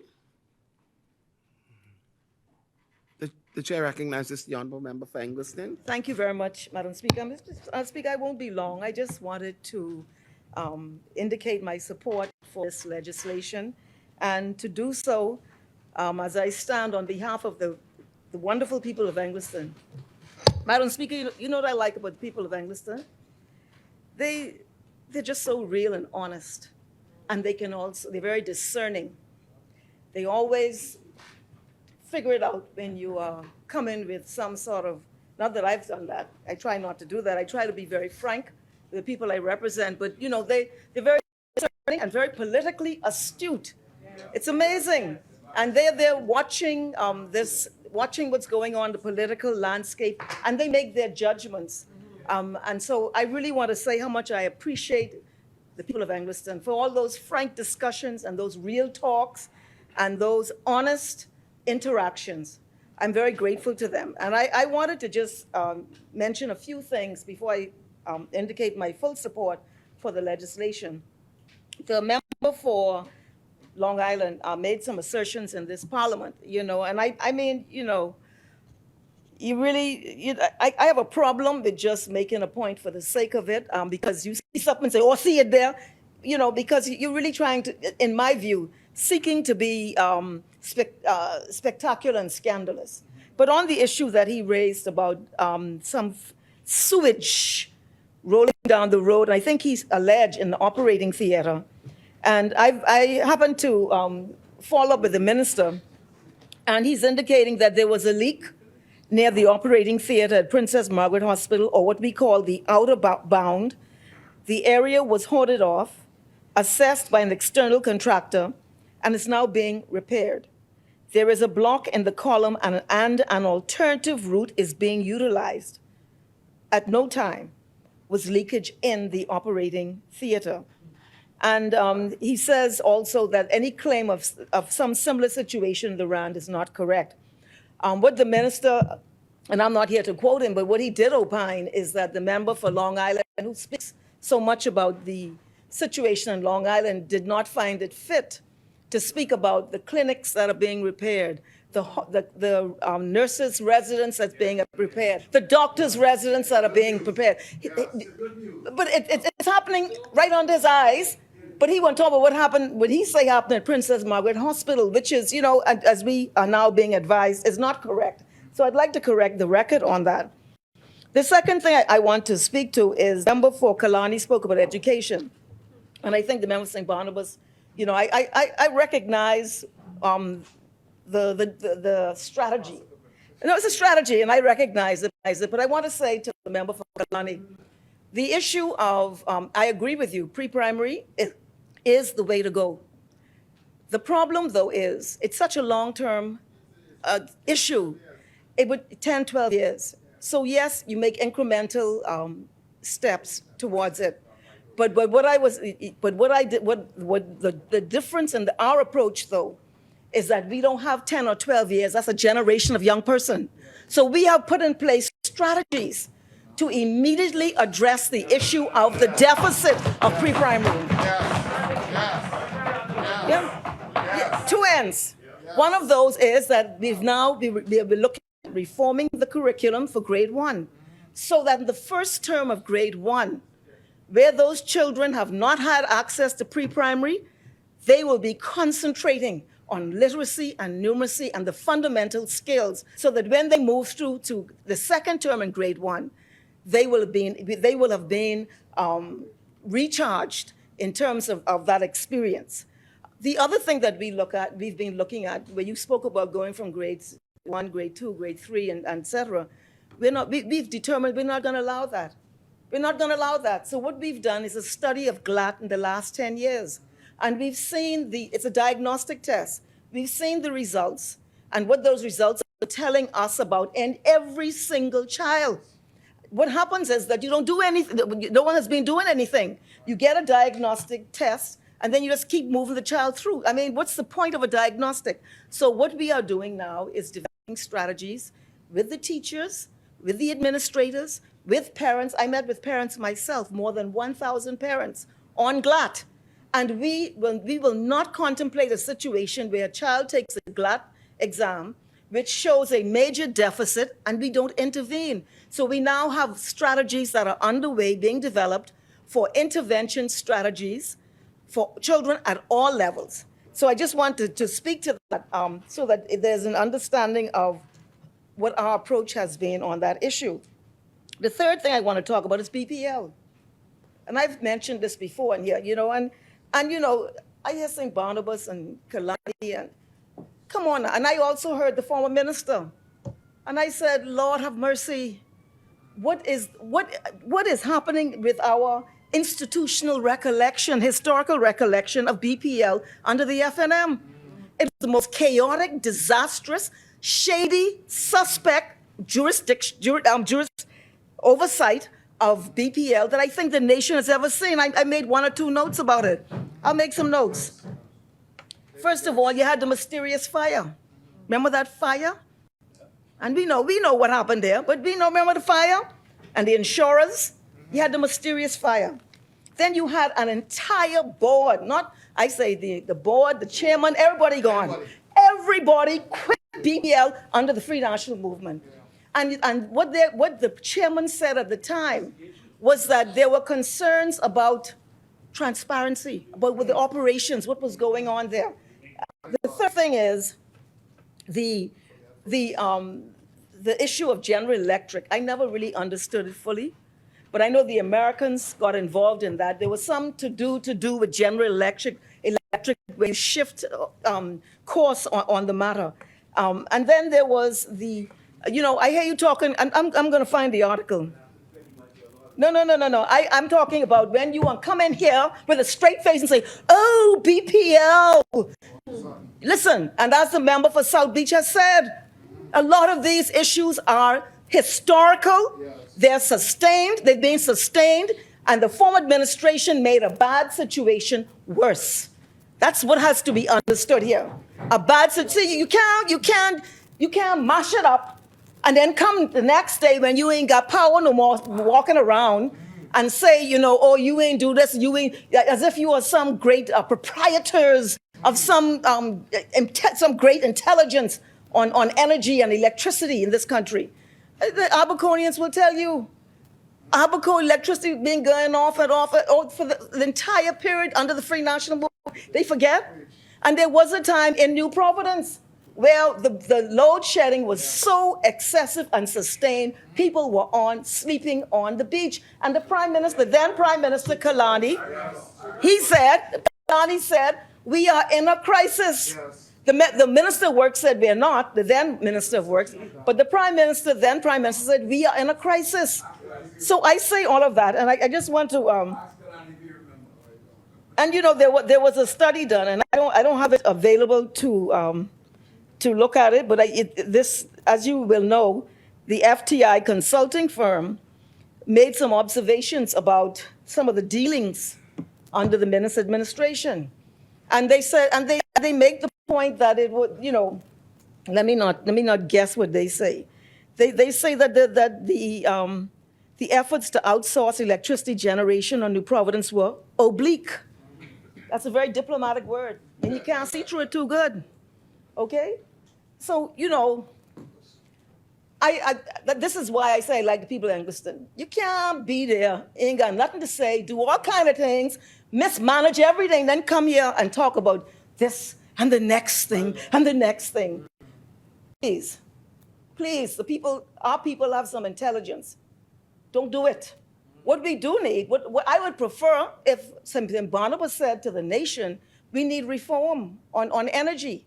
We need reform because this has been an issue that is being challenging, even though under the Free National Movement, I've never seen such chaos and total mismanagement. I was surprised the former member for Carmichael went on a show talking about this. I say, he must be believe people forgetting. You know, so, and I want to say for the member for Cat Island, Rumkey in San Salvador, he has taken this conversation further than we have seen in recent times in this country. He's talked about solarization. He's talked about green energy. He's talked about LNG. He's moved through the Bahamas and he's gone internationally to make the case for the Bahamian people about carbon emissions. And so I think that would have been an appropriate argument for the Bahamian people, not assuming that they can't remember nothing, that they forget they was catching, almighty you know what, and that there was some very questionable dealings on the face of it under the prior administration. And, I'm prepared to move on, but don't take me back, don't cause me to go back there. And that's all I want to say about that. The other thing, the other point I want to make, the member for Kalani also spoke about, and I just want to remember, and don't forget, there were 90 million in fuel arrears that we were nicely gifted by the former administration. So on the issue of, and I need to be delicate with this one. I think the member for St. Barnabas talked about the criminal justice system and reform and legislation. And what we saw under the prior administration, the manipulation on the face of it, of former politicians. And I was just telling a colleague, when one of them, who's one of the youngest amongst the ones who were targeted, when he was carted to prison, professional, I cried. And I just want to, and I don't want to go too deep into it, because a lot of them had to spend money. They were all vindicated. Those who stood, at least two of them stood trial. One all the way to Privy Council, and Privy Council say, what you bring this here for? They were challenging the magistrate court action, and then it went to Supreme Court. But what the magistrate sitting at the time said was that, and I'm trying to get the right language, she indicated that the involvement of two senior ministers of government, one of whom had jurisdiction over the armed forces, police. And I think the language, what was the language she used? I think she said it was, no, I'm trying to use her exact word. She said it was off the, well, I'll say off the wall. It didn't look right. And I don't want to misquote her, but what her point was that it did not look proper or appropriate. Okay? It did not, so I mean, when you're talking about reform of the judicial system, what we want to see is that kind of thing where you have actual involvement of politicians put their hand right in it. That we don't see that again in our country. That we don't see it again. You don't have to defend anyone. You see a politician. Oh, well, you tell me about it. Yes, so you say. So you say. Let us see what the court says. Ask the ones who have cooperated with their involvement with other individuals. Please, don't go there. This is not, you're talking about apples and oranges. It's not the same thing. So I just want to say, yes, we'd like to see reform. We don't want to see that happen again.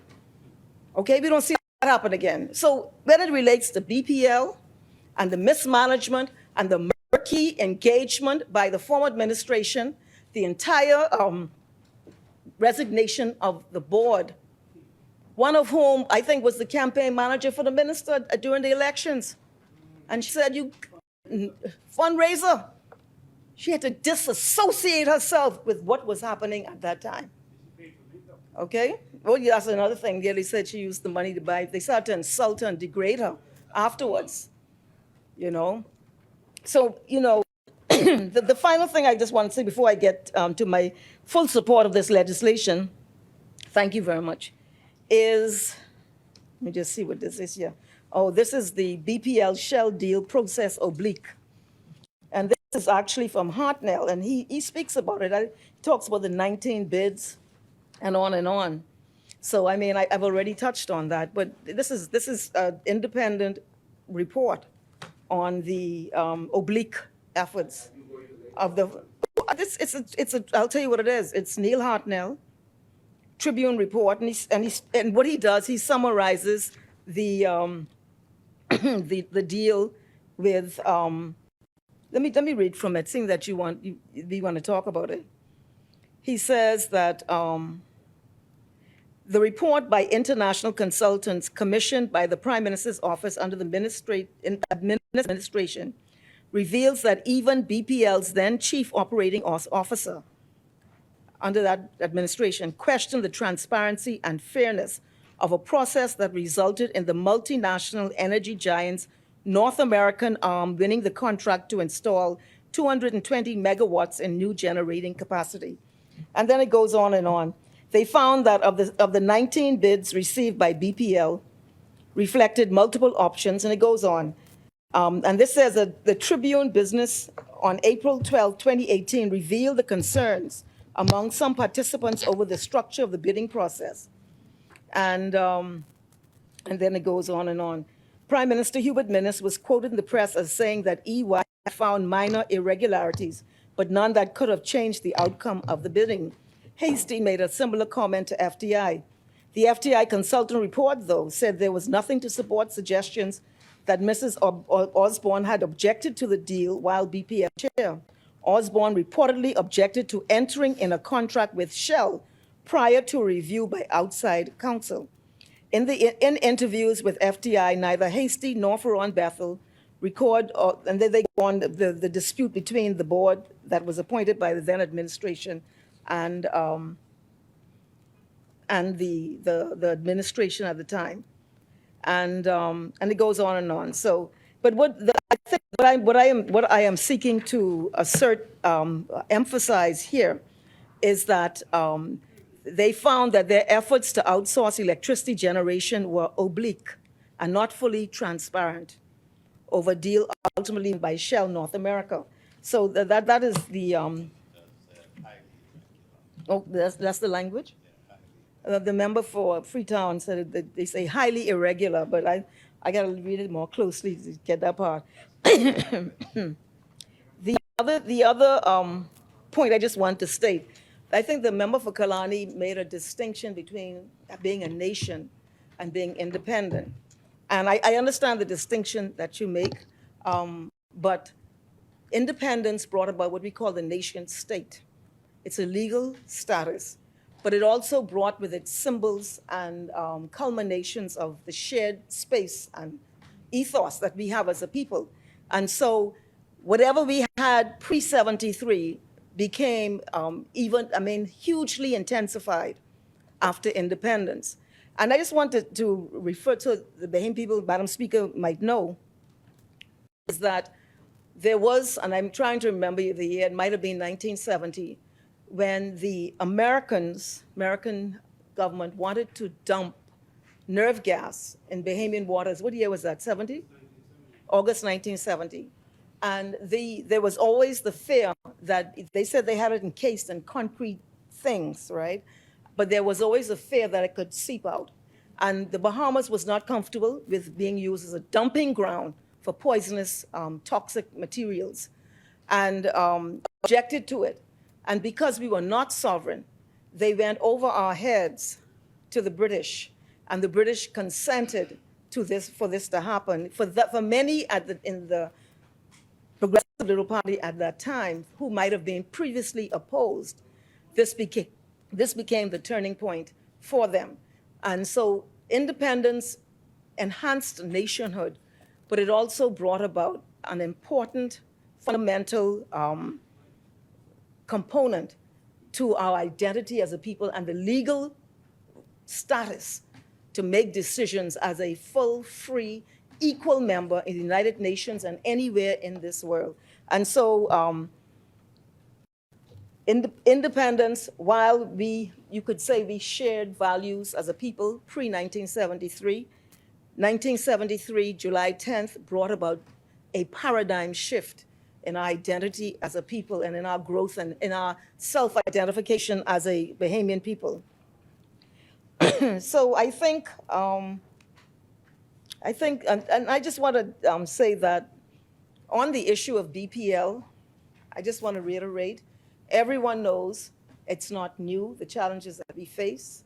Everyone knows that. So for those who want to continue to seek to perpetuate some myth that this is some phenomenon that we just found today, I want to remind, particularly on the other side, to take their minds back to the mismanagement, mishandling, and oblique operations that they were associated with in the management of BPL. The way forward is to get beyond fossil fuels and to find the space for alternative energy in this country, and let us do it right. And that is the challenge that we face. Much of what we are doing is trying to patch a situation that has been marred, broken, wounded over a period of years. And under the former administration was chop and juke and all kinds of things. And so I end on that point. I just want to say on the legislation, on the notary public, it does two things. It doesn't just deal with lawyers who are in politics. That's part of it.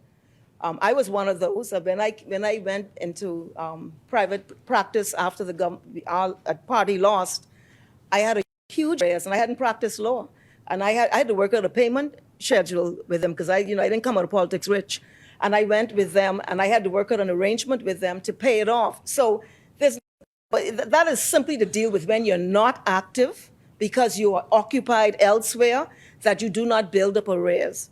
The second component is that the legislation, that the license takes effect from the day that you pay it. So it's not retroactive. So you pay it in March, it doesn't go back to January. And that if you do something between January and March, which is not covered, then it's not a notary action because you're not a notary. So it's dealing really with the fact that the licensing, and they give you a 30-day leeway or grace period. But it deals, and I think this is the fundamental aspect of the legislation, that it seeks to encourage notaries to become licensed on the 1st of January. That's what it seeks to do, so that you do not act as a notary without a license and then come down the road later and seek to have it retroactively activated to the first of the year.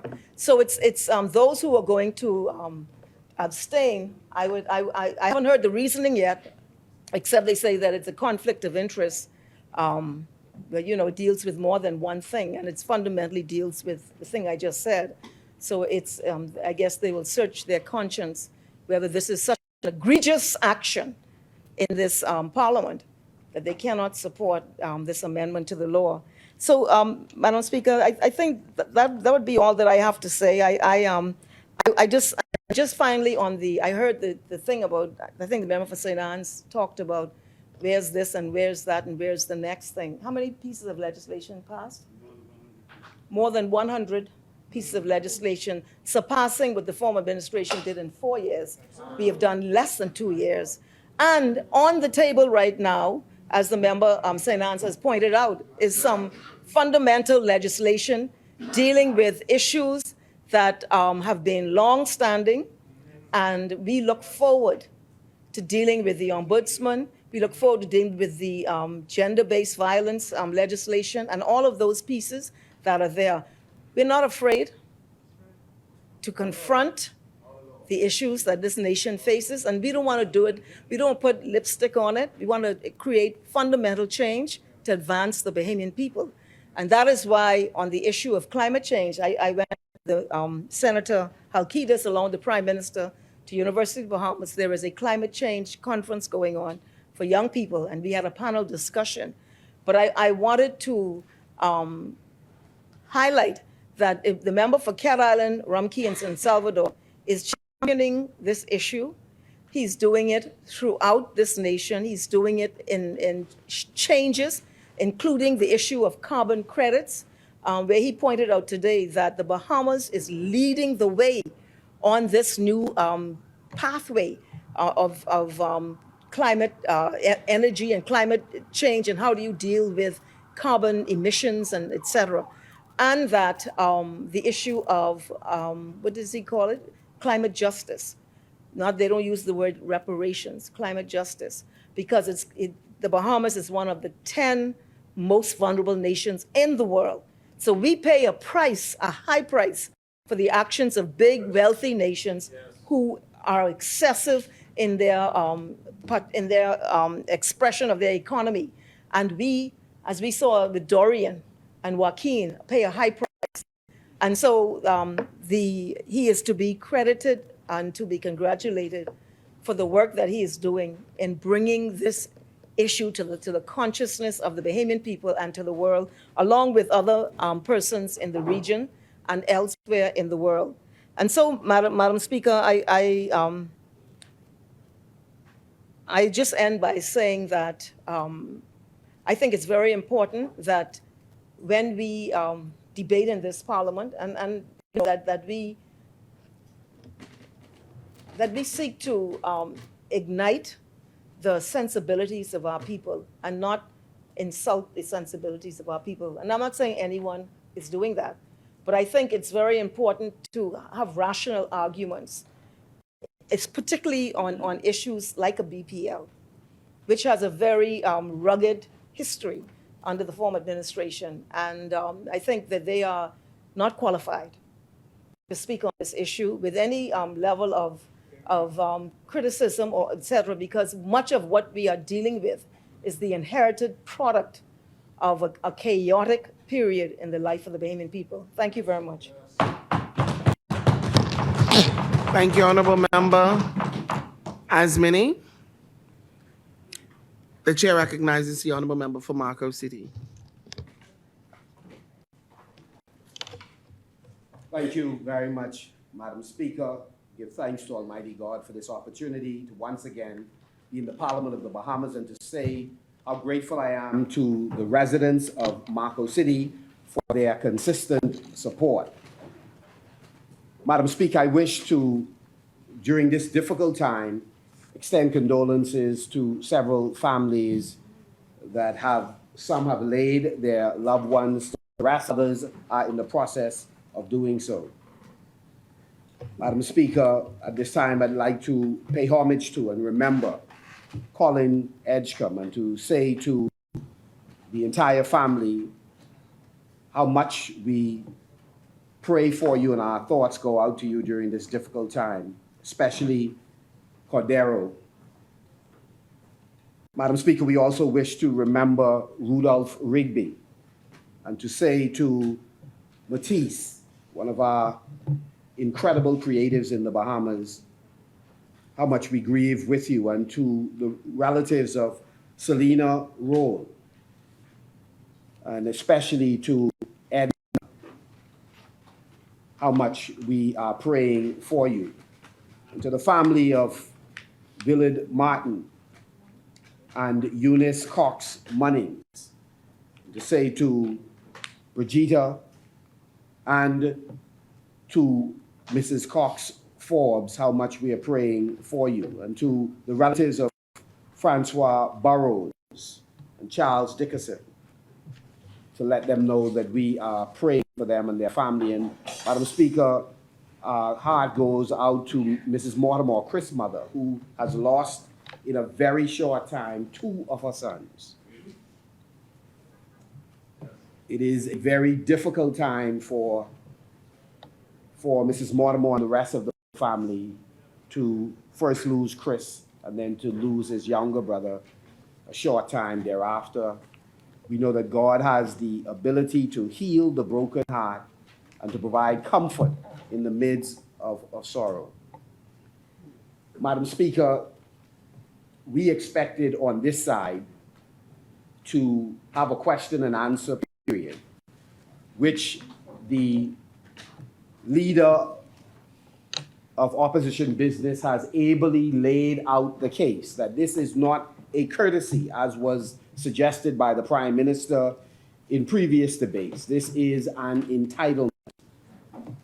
Madam Speaker, we have chosen on this occasion to use this time to still put those questions on the public record, but we do encourage the government to honor this entitlement and let us have on a regular basis question and answer period, and then to provide full and candid answers to the questions.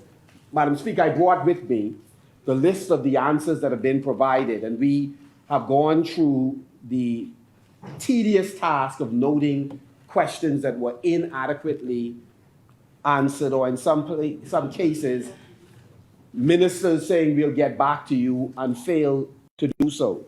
Madam Speaker, it is relevant if previous administrations have not answered questions, inclusive of the administration I was proud to be a part of.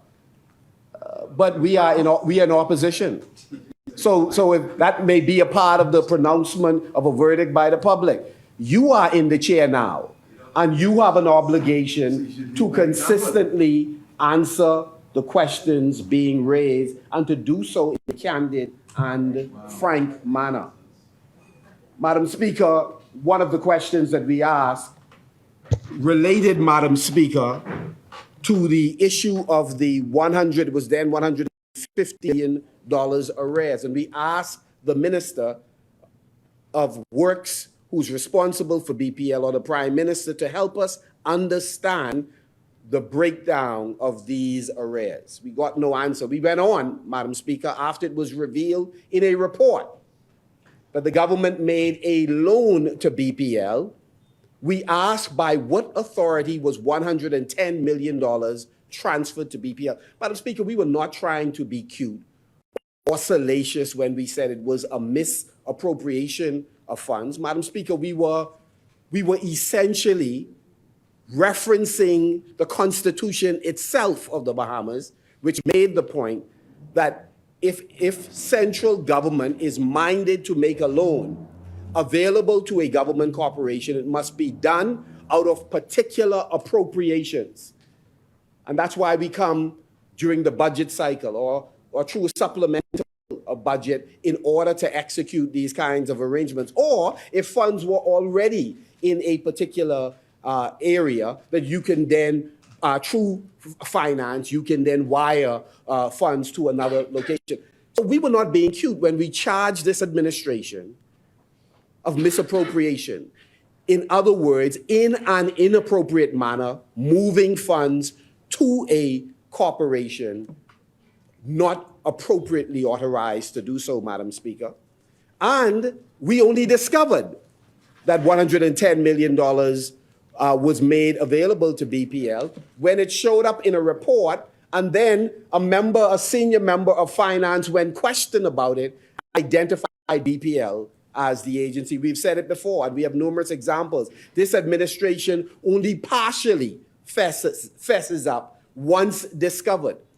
Once discovered. There's one rule for the Davis-Cooper administration, and there's a different rule for the rest of the public. So that was one of the questions we asked. And this is why we ask these questions, because you discover things when you put questions to the government and they candidly answer. And very seldom does this administration do that. We also ask of the minister with responsibility for the public service and foreign affairs, if he would advise the House on the number of retired public officers who return to work. And are these public officers receiving full pension and pay? What is the quantum? What is the total amount that's being paid? We value our senior public servants who have retired, and many of them still have a contribution to make in different ways. But let's be transparent about what we're doing. And then also let's do it in a way that does not disadvantage persons who reasonably expect to be promoted in these ministries, only to have to wait another 5 years for an opportunity to move up when they are entitled to do so. Far too many people living on the time of others whose time has come. That's why we must resist people who have gone past the period of time when they ought to occupy a position and still fighting for it or others facilitating them to get there, Madam Speaker. Madam Speaker, we also ask, will the Honorable Minister advise the House on the number of envoys this administration has added, and are all of these envoys paid, Madam Speaker? We have not gotten the complete, we've not gotten the complete details. It was asked by a member on our side, and we still have not gotten all of the details with respect. Yes, well, yes, it's in the document, and these are the questions we were going to ask. And if the minister is going to be absent, he has one of the most competent ministers in your administration is in that ministry as the Minister of State and should be authorized to answer it. You are one administration, though you continue to demonstrate that you do not speak with one voice. I would say at all. Well, very seldom you do. We also will ask, will the Honourable Minister advise the Honourable House on the amount of Foreign Services officers, attachés, and other staff members this administration has posted, and where have they been posted? Madam Speaker, we have also asked of the Prime Minister, will the Honourable Prime Minister advise this Honourable House of the terms of engagement for the consulting firm McKinsey & Company, and what procurement process was used to engage this firm? How many bids were received? What is the value of the contract, and how much has been spent to date? Madam Speaker, we have asked numerous questions. This is not an administration that is prepared to be transparent. Yet it is an administration that is prepared to talk about transparency and accountability, but refuse to demonstrate it in their action. That's why this administration has entered into numerous confidential, they call it, the appropriate term is secret settlements with a number of persons who felt aggrieved by the administration that I served in. And Madam Speaker, we don't have any difficulty. We've said it before in here, that if somebody was unceremoniously transferred to a different location, but they didn't lose any income, they didn't lose any benefits, they possibly suffered embarrassment, yeah, there's a price for that, no doubt. But when you do not reveal what the quantum is that you're paying, you have hung a cloud over the heads of these officers, these senior persons who may otherwise be doing the right thing every day. But one has to ask the question, how much was given? Was it beyond what is ordinarily given in other jurisdictions that then raises questions about what is all that extra money for? And this is what this administration has done to public servants, put a cloud over their head.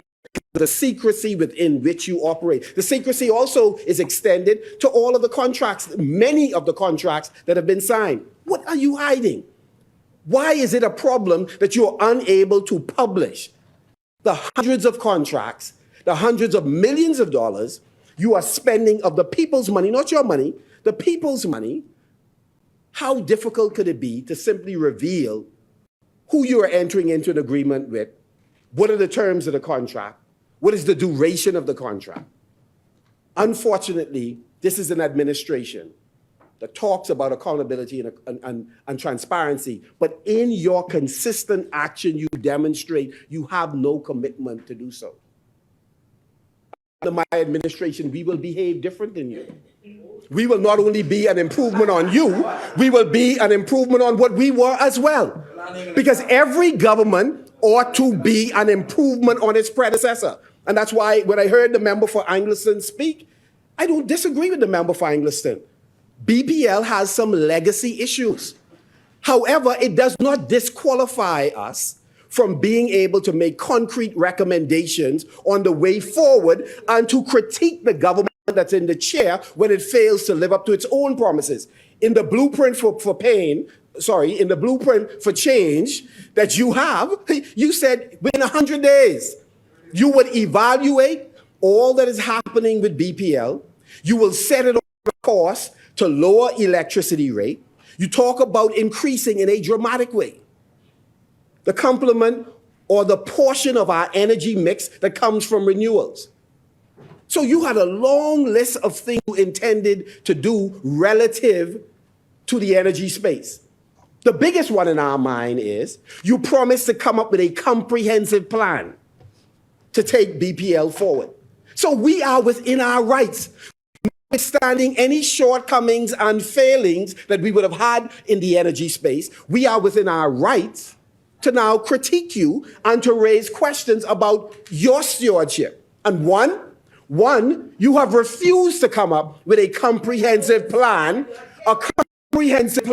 with respect to the development of BPL and the transformation of the energy sector. You failed. Absolutely. 20 months later, and your board could not come up with, the minister could not come up with, the minister of finance could not come up with a comprehensive plan with respect to BPL. You failed. You failed to protect Bahamian consumers and Bahamian businesses that tell you that the cost of electricity is an albatross around their necks. So what have you done? You've gotten recommendations on a hedge program which you refused to follow, and when you realized the mistake was massive, you then lied about it. The minister, in 11 minutes and 11 seconds, he had 8 times he stood on his feet in this house and misled the Parliament of the Bahamas that he did not receive the advice, when in essence he did receive the advice. He told an untruth. I think they are synonyms, but I take your point. And so the bottom line is 8 times in 11 minutes and 11 seconds, 8 times misled this house. Again, mistake was already made, did not take the advice, but then sought to cover up the fact. And what was the result? The result is this public, the residents in Mason's Addition, or in Key Street where I grew up, or 7th Street where I grew up, or Jenny Street, or Melbourne Road in Yellow Elder, all of them experience a 163% increase in fuel charge because of the mistake of this administration, and then the added sin of seeking to conceal it. So when you talk about legacy problems, you're right. We met a legacy problem, and we sought through a rate reduction bond to address it. We failed to fully execute it. We failed to execute it. The same rate reduction bond that the present Prime Minister, when he was in the chair, had an interest in introducing. It was developed, refined by a board that was put in place, and it had the potential to help us raise the $500+ million to retire the legacy debt, to re-engineer, to change the infrastructure, to train the staff. And we didn't pull the trigger on it. You came in, got advice while interest rates were low enough in the international market to make it worthwhile, and again missed an opportunity. So what we are experiencing today is not merely a result of legacy problems, because in 2021, summer that was hot like this one, there were no blackouts and load shedding that you're experiencing now. Right now in Eleuthera, people are having tremendous problems. Ask the member for Central and South Eleuthera. Today, electricity as well as water. Talking about energy, you're struggling with education. For Yamacraw.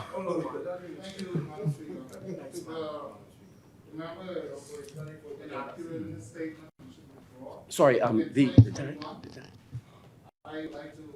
bring attention to the article, the Tribune says BPL is failing its customers. Tuesday, July 27, 2021. And it starts, it's summer and power is going out.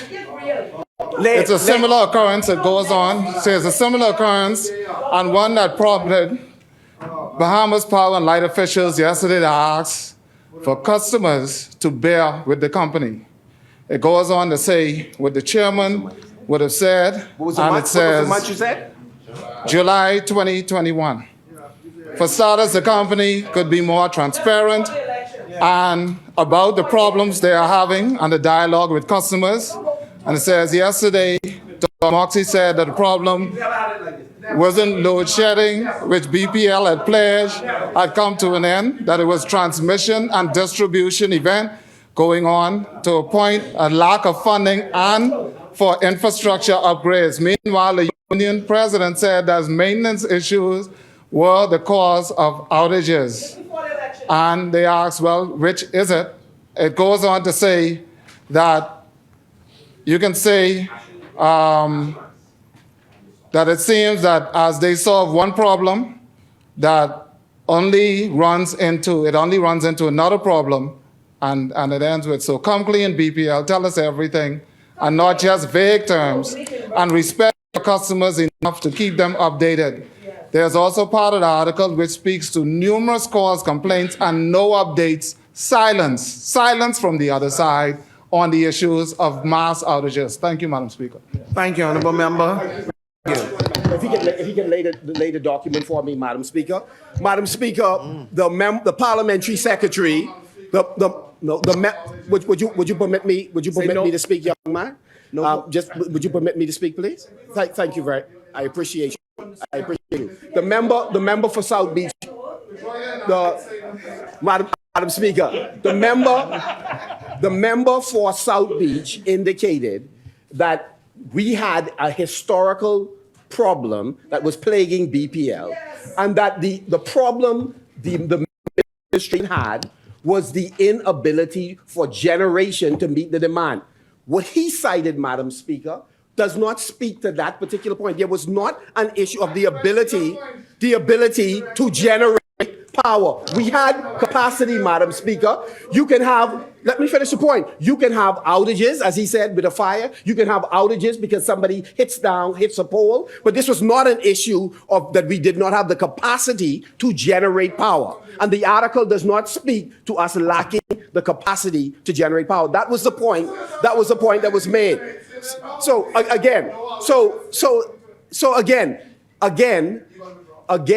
what I'm saying to you is that the outages that occurred, if you can lay an article that simply says that the government does not have the capacity to withdraw, no problem, I'd have no problems withdrawing that. We did have serious issues in BPL, but I identify the ones you are responsible for. You are responsible for the $110 million right now that the government illegally funneled to BPL because you made a mistake not to take advice on the hedging. And that is the issue, Madam Speaker. We raise, Madam Speaker, a number of questions in this House we expecting the government to answer. Madam Speaker, an issue of great importance to us. And by the way, not only Lutra is having problems with outages, Auckland's Michael, in fact, our heart went out to the Member of Parliament for Michael. He had one of the most sobering presentations during the budget, appealing to his colleagues not to neglect his island and to make the requisite investments. After they've taken large entourages to visit and inspect, what he wanted was results, Madam Speaker. So on multiple islands, we are having issues with outages. The second issue, Madam Speaker, I want to rush to real quick. So let me just button this up by saying, you have an opportunity to learn from any mistakes we may have made and mistakes the PLP in its previous iteration made.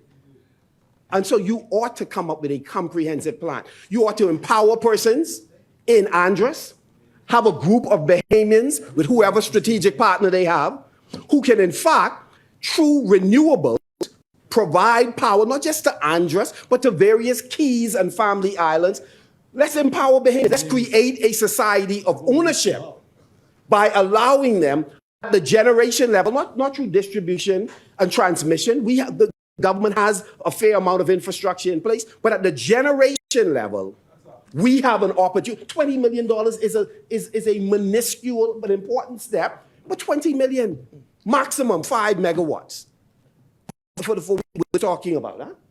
Okay, so what we have a chance to do something different in terms of empowering Bahamians, and the family island gives us the best opportunity to do so. We also need to, in this comprehensive plan, is make sure that BPL is not the agency that has veto power to determine the level of self-generation by individuals or companies. How could you have the competitor adjudicating who gets the authority to enter into the space that they already dominate as a monopoly?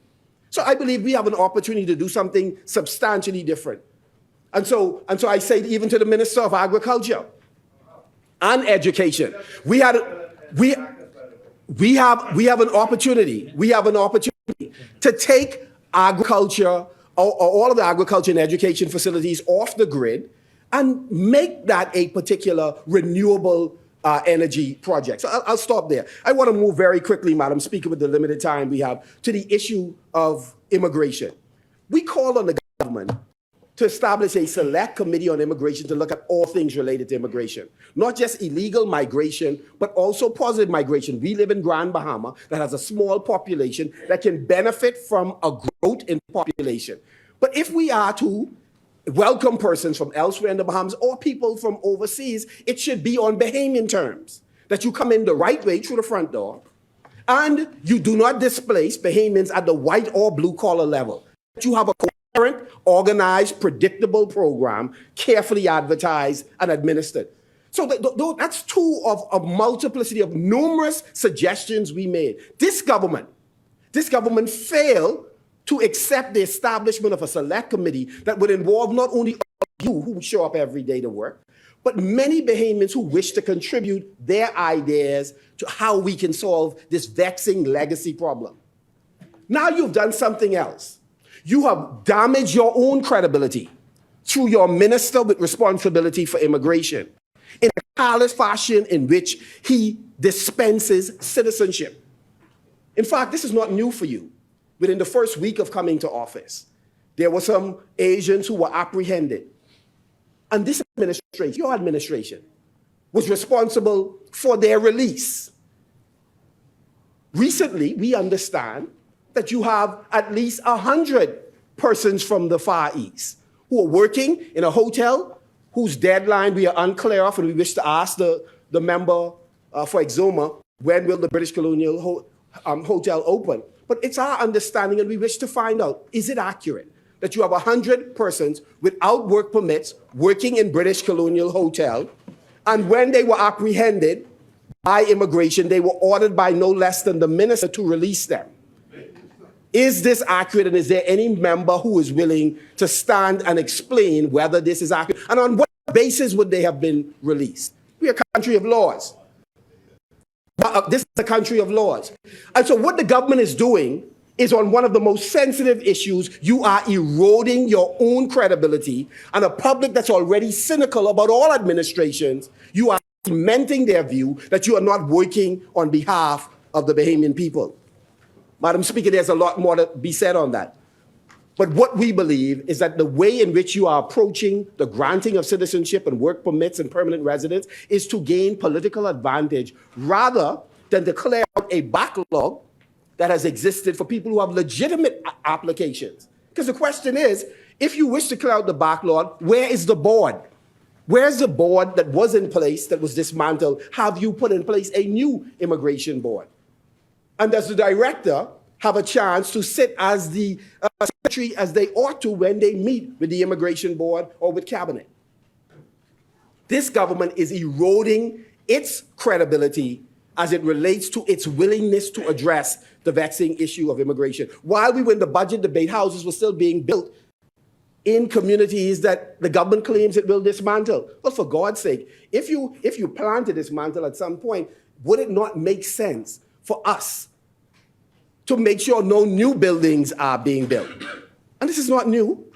It's a cry that some of us made while we sat in the chair. Let's stop what's happening right now, while we seek to deal in the future with dismantling irregular developments.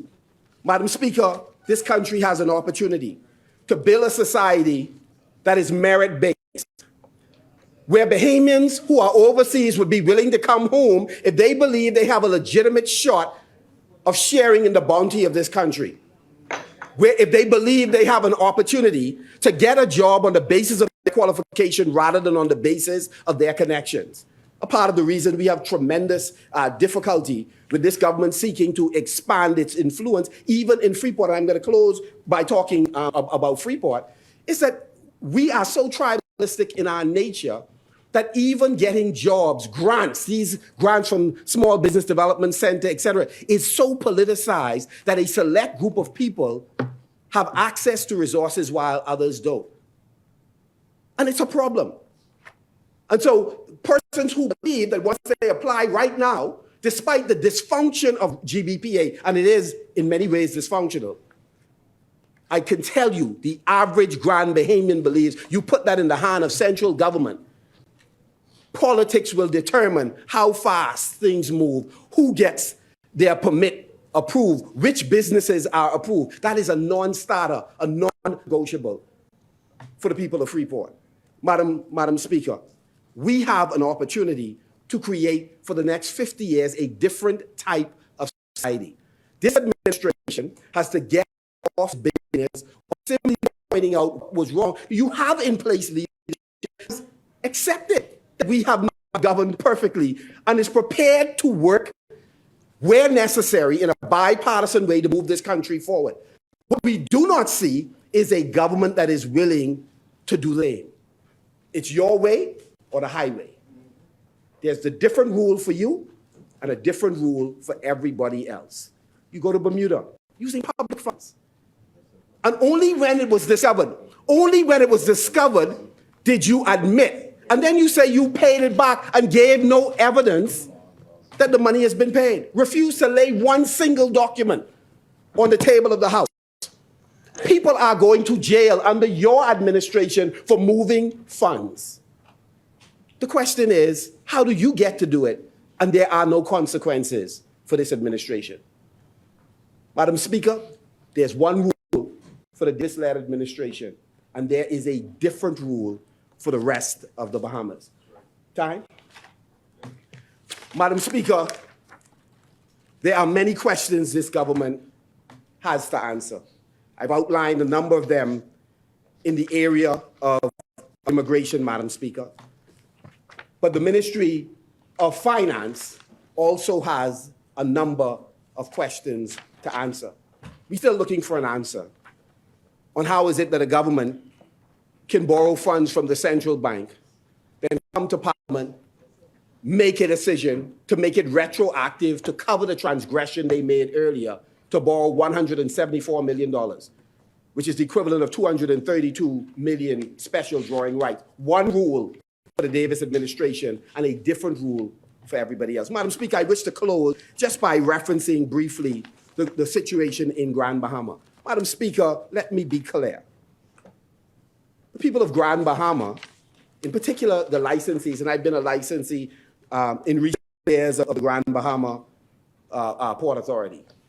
We do not believe that the Grand Bahama Port Authority is functioning in the most effective manner that is in the best interest of Freeport and by extension the rest of Grand Bahama. And it is the rest of Grand Bahama because they are responsible for regulating even the electricity company that's responsible for East and West Grand Bahama.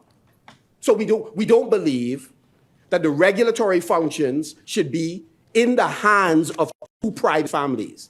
There should be an entity, but that entity ought to be controlled by the licensees of the Grand Bahama Port Authority, of Grand Bahama in Freeport, rather than by two families. We also do not believe that the big players ought to have a free ride at 5 or not having to pay. They could sit on land indefinitely, not pay anything, but I'm paying service charge as many other persons are paying service charge. We have to reconfigure that arrangement. We do not believe that those fees that are being paid into that fund ought to be narrowly controlled by shareholders. But the licensees themselves ought to be members of a purpose vehicle created to control those funds. But we also do not believe that central government should be making statements that create uncertainty in the domestic and international market about the future of Grand Bahama without doing the sensible thing, which is to sit down with the opposition, to sit down with the licensees, including the industrials, to sit down with DevCo and GBPA and talk about and discuss the way forward. Madam Speaker, so important is the future of the Hawksbill Creek Agreement and GBPA that we should convene a session of Parliament to have a discussion about the way forward. We should be in Grand Bahama meeting with all the stakeholders. And I believe the member for Western and Bimini, you must be saying this to your cabinet colleagues.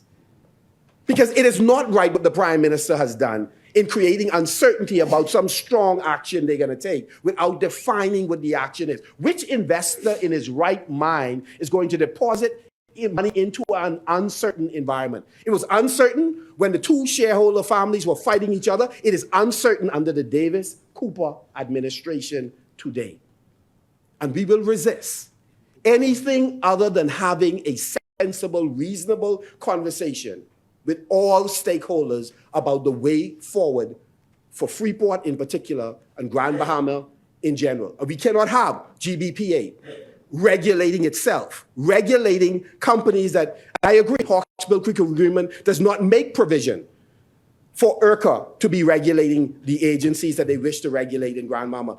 But nor should GBPA regulate the utility company that is a revenue generator for the company as well. There should be Bahamian ownership in any future configuration of a GBPA or the Port Group limited group of companies. Bahamians should share in the bounty. But should this administration take over all regulatory functions? I think it's H to the double hockey stick, no. No, this administration should not take over. Okay, H-E.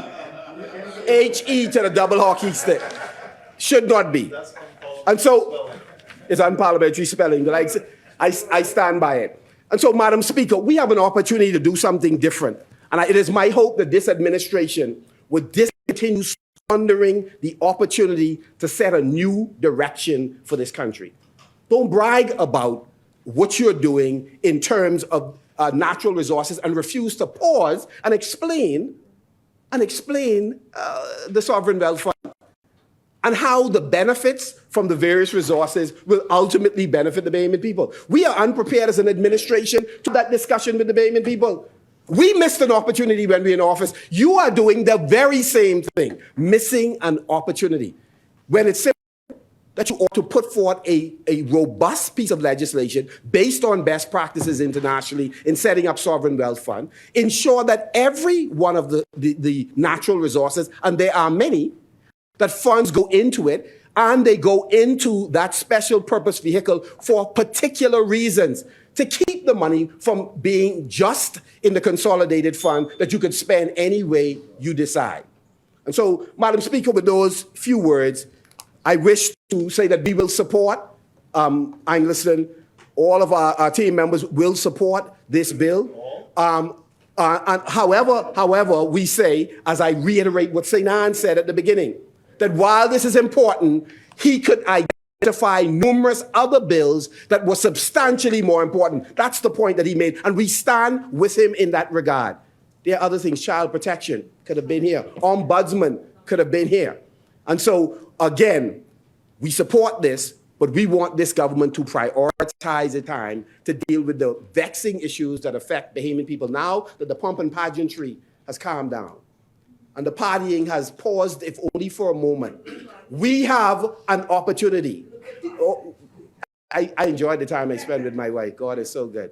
And so we implore this government to get on with the serious business of building a Bahamas that's fairer for all Bahamians, not just PLPs. To build a Bahamas that is to getting Bahamians who are from overseas to contribute to this country because you're making them feel welcome and valued, and they believe that they have a place coming back home, and they don't have to be yellow in order to get a job or to advance or to have their matters settled that has been outstanding for years.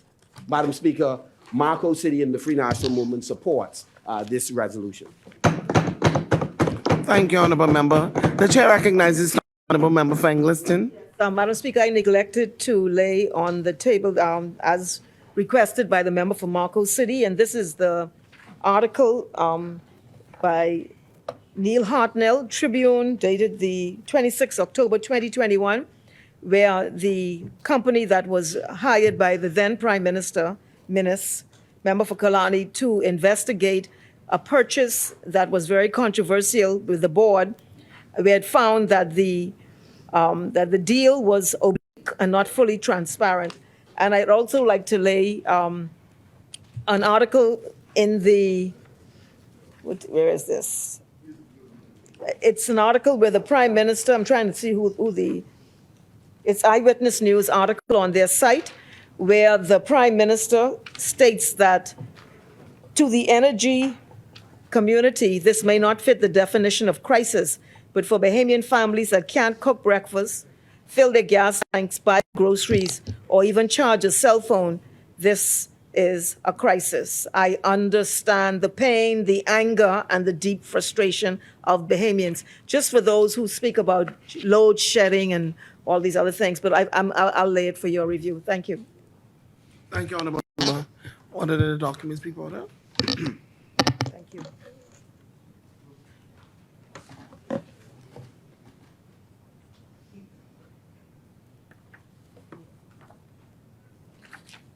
Order and documents be laid on the table. As many, the chair recognizes the honorable member for Freetown. Thank you, Madam Speaker.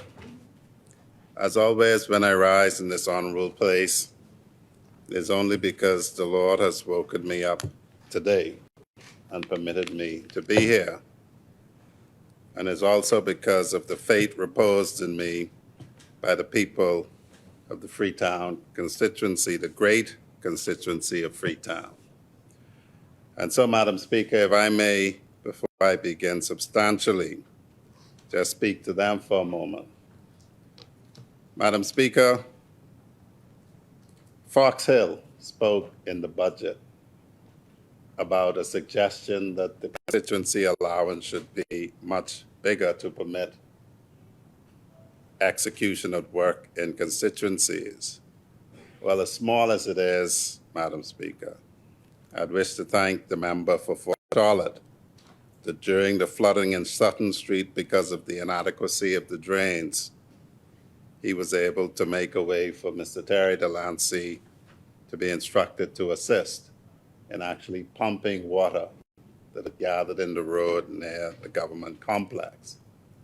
I'd advise the people of Sutton Street and Lyon Road that if the Ministry of Works doesn't have it aligned in their budget at this time to dig the wells deeper, I intend to deal with that area, Strawn's Alley, and an area in Little Blair that has flooding issues. As has been said, we have the ability to just complain, or we have the ability to do something about it. And I intend, Madam Speaker, to do something about it. Madam Speaker, I would also like to extend condolences to all who have lost loved ones in the Freetown constituency, and may the Lord comfort them in this time of their testing. I'd also like to extend birthday greetings in advance to Mr. Cedric Smith of Okra Hill in Polling Division 12, who will increase in age on the 17th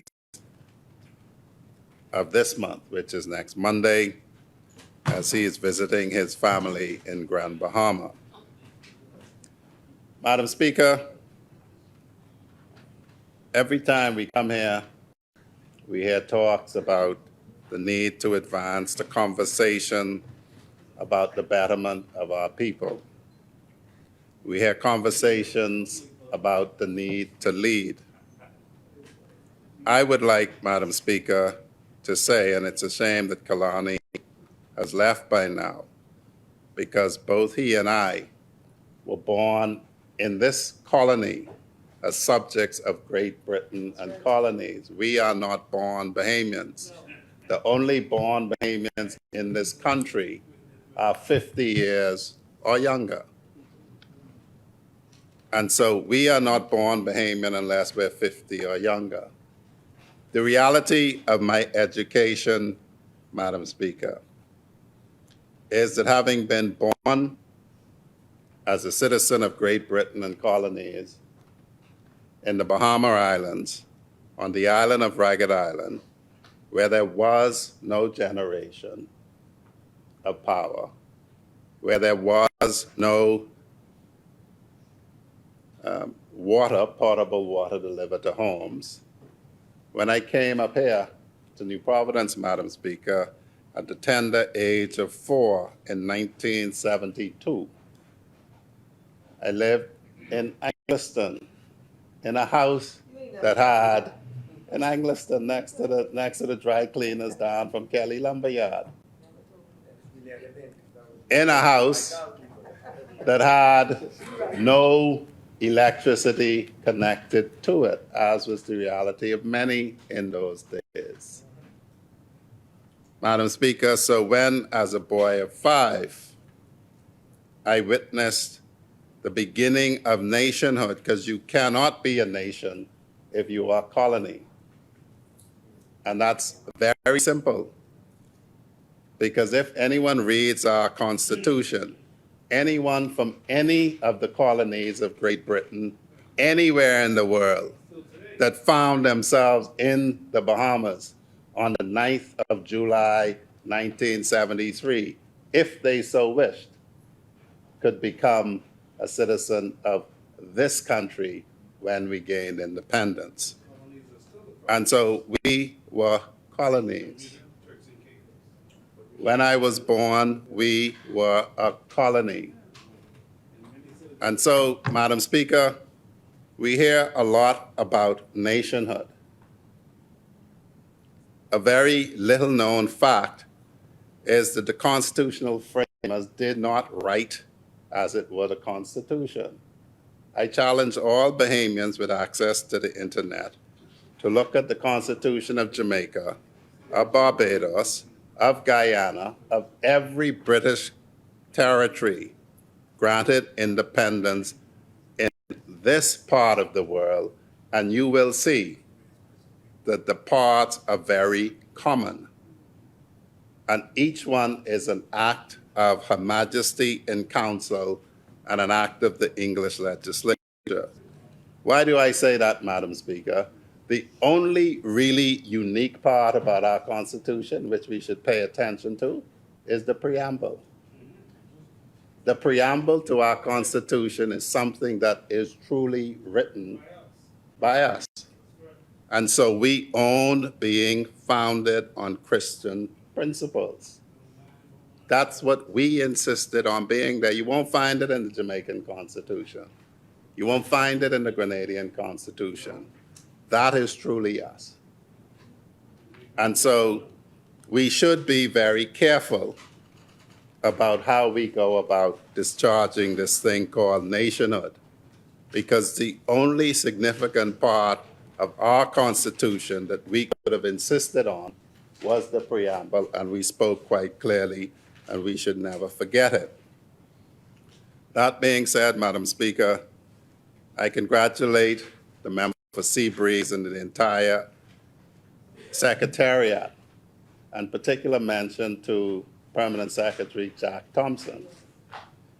I would hope he isn't one of those who were brought back, that was spoken to in strange terms, because he worked himself to the point that on the Clifford Park, I think he had to be taken in an ambulance for treatment.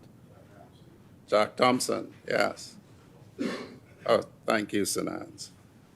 I'd also like to congratulate, Madam Speaker, all of the members of the disciplined forces, the Royal Bahamas Defense Force, the Royal Bahamas Police Force, the Bahamas Department of Corrections, Bahamas Customs, Bahamas Immigration Department. I think it was even the Airport Authority who were out on Clifford Park. I would particularly congratulate the Royal Bahamas Defense Force and Police Force, who had participating in the flag raising that evening, members of the Royal Bahamas Defense Force Rangers and police cadets. These are truly the future leaders of this country. Indeed, Angliston and I attended a passing out ceremony for Rangers in leadership position at Project Shore on Saturday. And what was so impressive, Madam Speaker, is we had young people who, after 3 weeks, not having any musical training, were members of a part of a band that played very strongly. And they're drawn from all over the island, from Ilutra, from Andros, from all over the island. And Grand Bahama. I've heard the cry of Michael that we have the base down in Inagua anyway. And so there's absolutely no reason that the Rangers can't come to Inagua. But Madam Speaker, you have to be deliberate about what you do. You don't always have to talk loudly, and everything isn't accomplished through legislation. The reintroduction in force of the Rangers, the police cadet, targets what we need to be doing. Yes. And so you have a choice. You can talk about things or you can do things. The Defense Force have a saying that they just make it happen. Yes. And I would think if it were possible, we hopefully in the next year or two will be able to steal that from them. But Madam Speaker, we've heard a lot today. And simply so that it doesn't go unanswered. And I say this, Madam Speaker, as inoffensively as I can, and I continue to say it.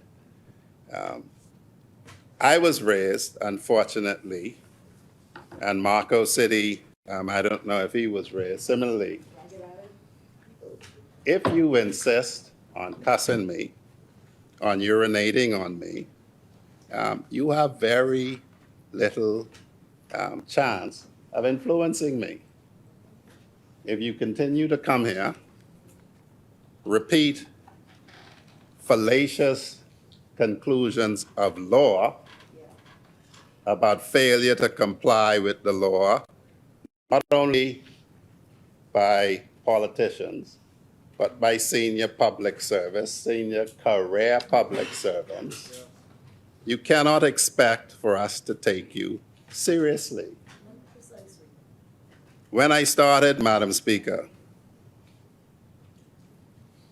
I put it simply like this. Either you don't know, or you know, and you're doing it for political expediency, or a combination of both.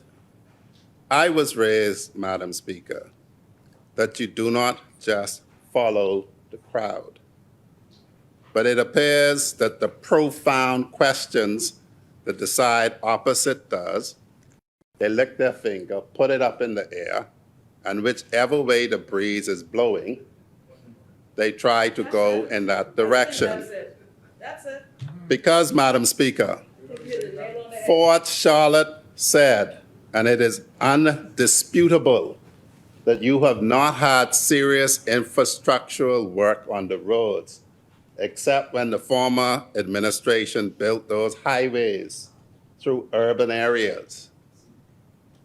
You haven't had it. 20 years. That you would expect to have these issues at the same time that we're addressing issues in New Providence. It is only fair that Ilusra, who has been neglected for much longer, gets work. It's only fair that Exuma, that has been neglected for a long time, gets work.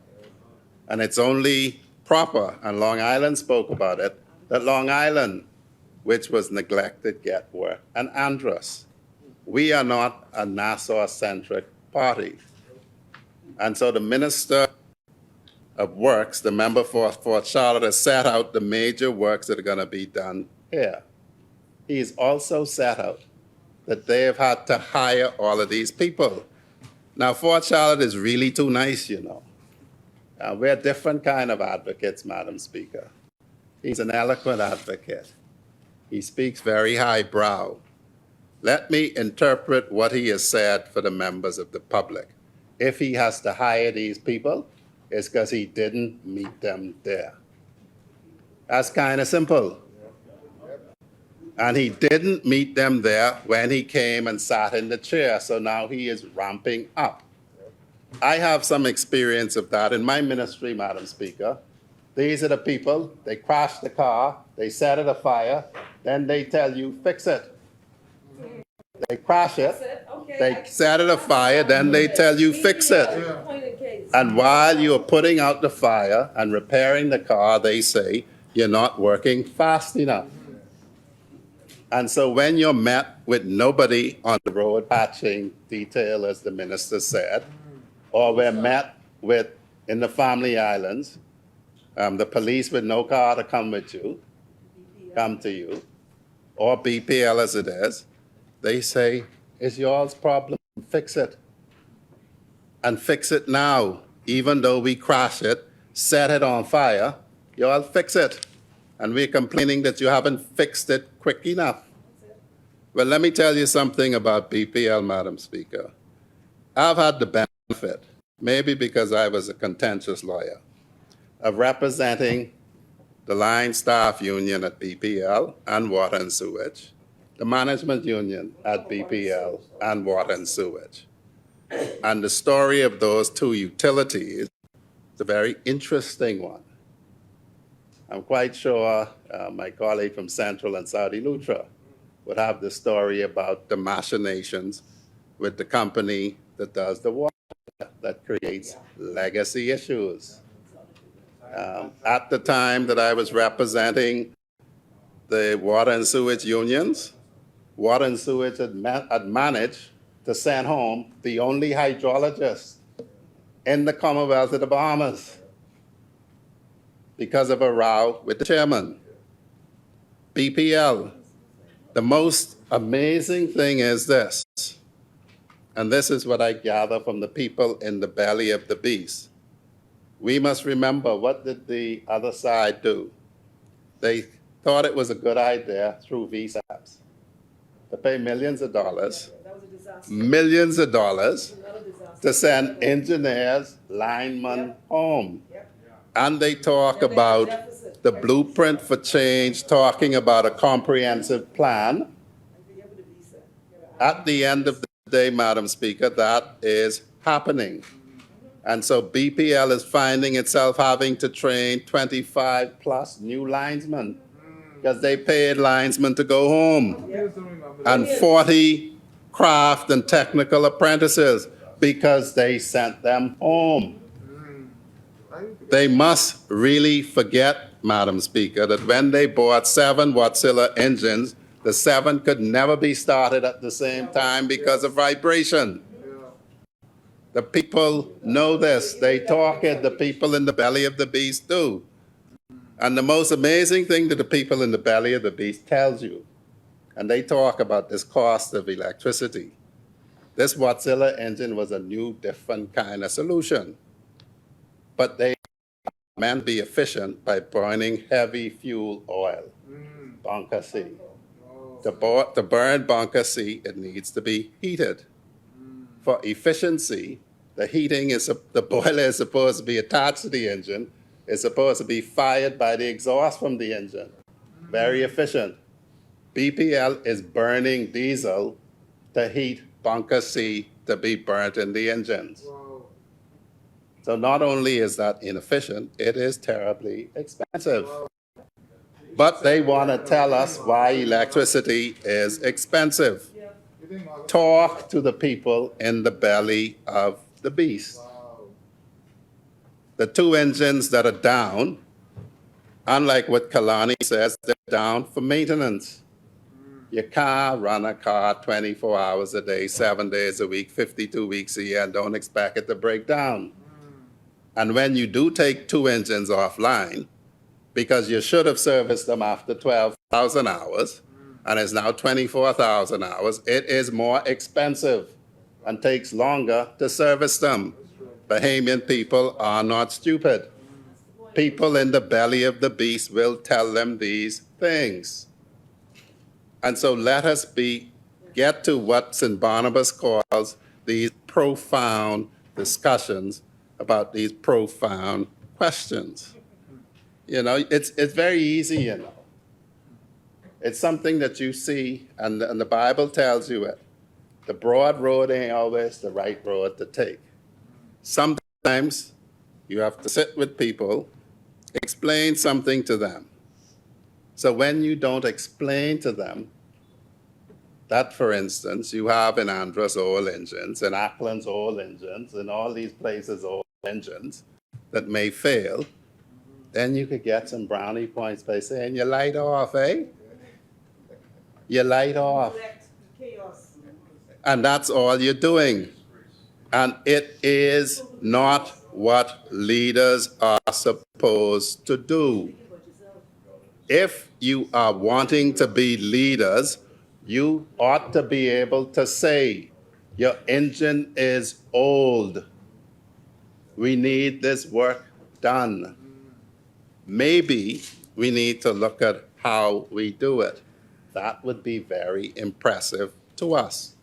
But running on with what you're running on with ain't impressing anyone. It may be doing this and seeing where the wind blows and you're going along with the breeze. That's it right there. That doesn't work. That's right there. That's why they don't debate the bill. You know, this thing about immigration, Wherever the wind blows. you know, what's so bad about this immigration thing? We are castigated because we say we don't want to talk about immigration, we want to do something about it. Repatriating more people than ever before. Running operations. There's some suggestion somehow that the minister is conferring citizenship. Well, you know, the comfort I have, and I told Kalani this in the smokers' room, when we consider what they have to complain about, the little small things, if that's all they can find to complain about, that speaks for itself. That in fact speaks for itself. So when on this bill, for instance, they say, oh, well, why don't you have this exemption for other things like cars? We do have it for cars. If you could show the road traffic department that your car was off the road for 5 years, you don't have to pay for it. Right. You don't have to pay for it. So at the end of the day, Madam Speaker, at the end of the day, if you can show that you didn't use the vehicle on the road, the common man, and you prove it, there you go. So we have this being blown and tossed on the wind. We didn't get where I described we started when I was 5 years old in 1973 to today by being blown on the wind.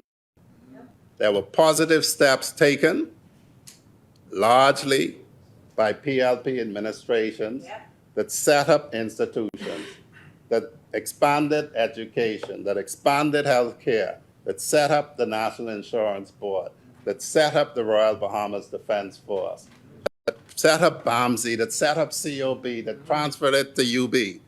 This was not being blown on the wind of popularity. This was deliberate behavior. And so I'm proud to be a member of this particular party, and I'm proud to be a member of this administration, because we're not being blown in the wind. You know? It's as simple as, and we have little simple things. You know, we have this very simple thing where we are told that you have a situation where to deal with a right-of-way that has been trafficked for ages, that is done very simply. That is you giving away stuff. And their famous thing, Bermuda. Some famous thing. Famous. The famous thing. And you know what makes it sound so silly? They don't believe that Bahamian people have the internet where they can go online and see how do other countries handle this. Because the British Prime Minister travels and takes members of the Conservative Party with him. Every president of the United States travels, and sometimes. And how it is done is exactly how it was done. But they lick their finger, put it in the air, the breeze blow to Bermuda, so they keep talking about it. When Bahamian people have access to the internet and can themselves go and see how it is done. But they can continue to be blown in the wind and blown by the breeze. So at the end of the day, Madam Speaker, the side opposite talks about arrogance. Arrogance is to speak for other people. In the Bible, you know, the only thing you can speak for is you and your house. And so, at the end of the day, Madam Speaker, we speak for ourselves, we do things. Marco City famous of saying, everybody believes this, everybody says this, everybody knows this. I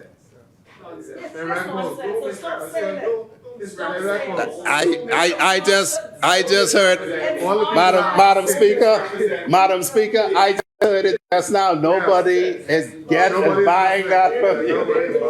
I just heard it from Marco City. You know, Madam Speaker, here he goes again. They don't believe you. Speaking for other people. There you go. Say it again, Marco City. Isn't that arrogant? He's speaking for people on this side. He is like a god. Madam Speaker, you know, he is like a god. Members. The chair recognizes the honourable member for Marco City. Madam Speaker, the member for Freetown is seeking to be a revisionist.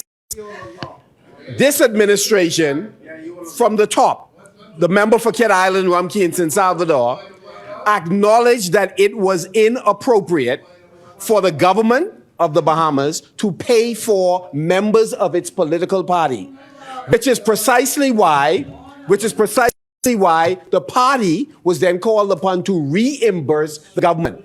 In law, there is no provision. There's no provision in our system. You talk about, we could Google and check best practices in other countries. What was done by the PLP was illegal. Illegal. You move money from the government funds to pay for private individuals and acknowledge that you had to reimburse it. So you could twist that any way you want. The public know that when you went to Bermuda, what you did was illegal. Honourable member. Sorry? Marco City is like the gift. It's like the gift that keeps giving. He purports to be like God. He can get in Angliston's head, my cabinet colleague, Central and Saudi Lutra head, Western and Bimini, Elizabeth, Centerville, and say, they don't believe this. Yeah, right. He is able to do this. How? He is able to do this. It's amazing. I have no doubt he is able to leap buildings in one single bound. He's amazing. An amazing man. But Madam Speaker, you know, the one thing that's very laughable about it is this.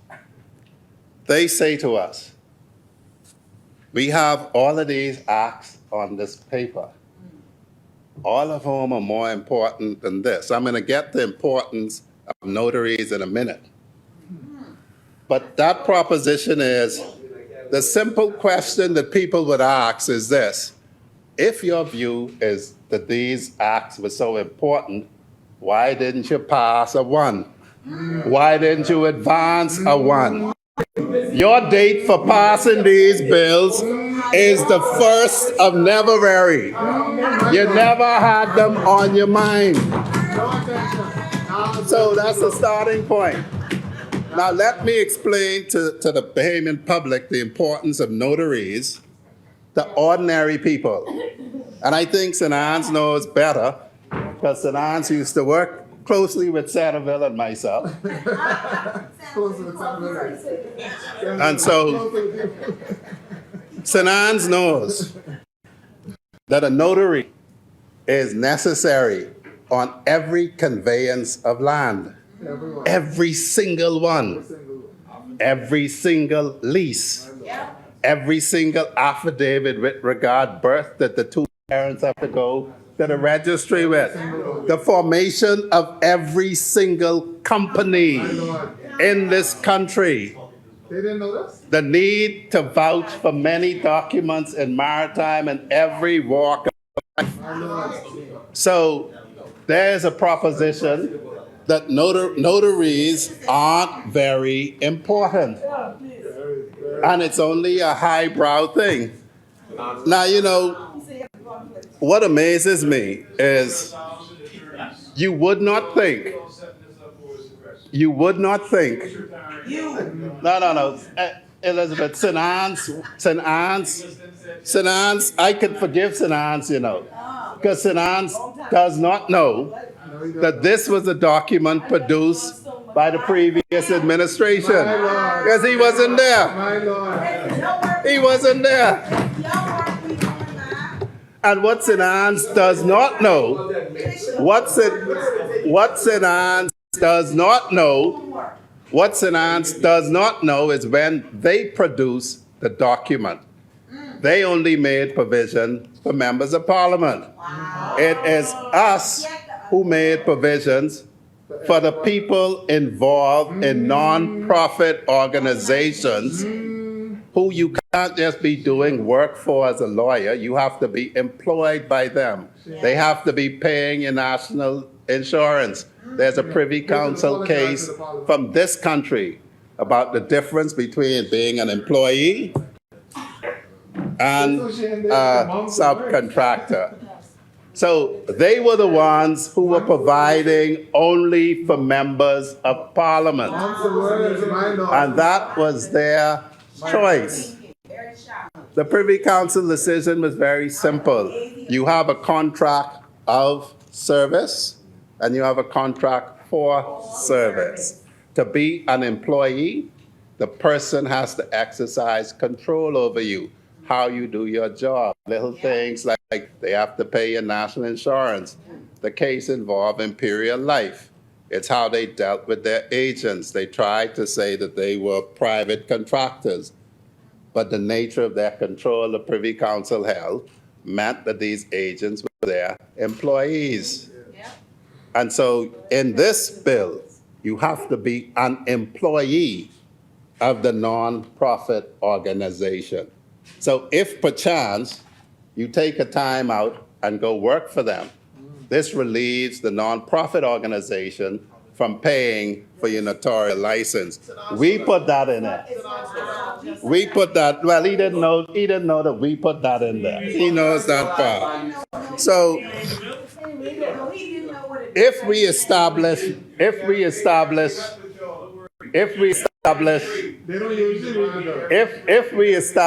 Madam Speaker, that this bill touches and concerns every single matter that goes on, and also affidavits in the Supreme Court and Magistrates Court. The issue then is, why are these provisions needed? And again, St. Anne should know this, because I taught him to be contentious. And contentious in matters of law.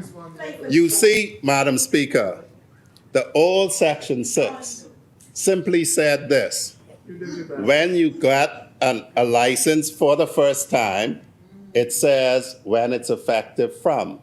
When you renew it, it's renewed. Which means, for little people like me who sit down and read through things like this, if I renew it 2 years earlier, that means it was always in force. So if I had done anything in between that 2 years, that's covered. What this provision does is to say, no. You actually get your license, then you have, exactly, and that's why you do this. And I will show you, and St. Anne's. You tried your best.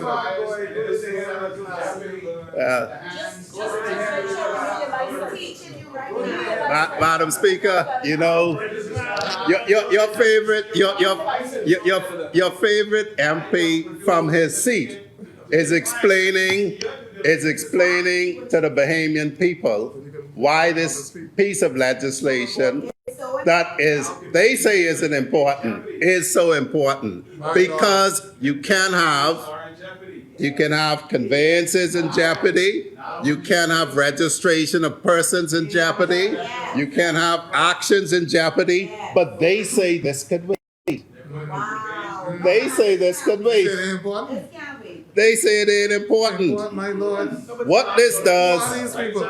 what this does, Madam Speaker, is put it beyond peradventure. You have to the end of the 31st of December. If you don't do it by the 31st of December, you get a grace period for 30 days where any of these conveyances are safe. And then thereafter, the renewal takes effect from the actual date. Anyone going into a lawyer's office sees their notary license. And so at the end of the day, Madam Speaker, this brings certainty.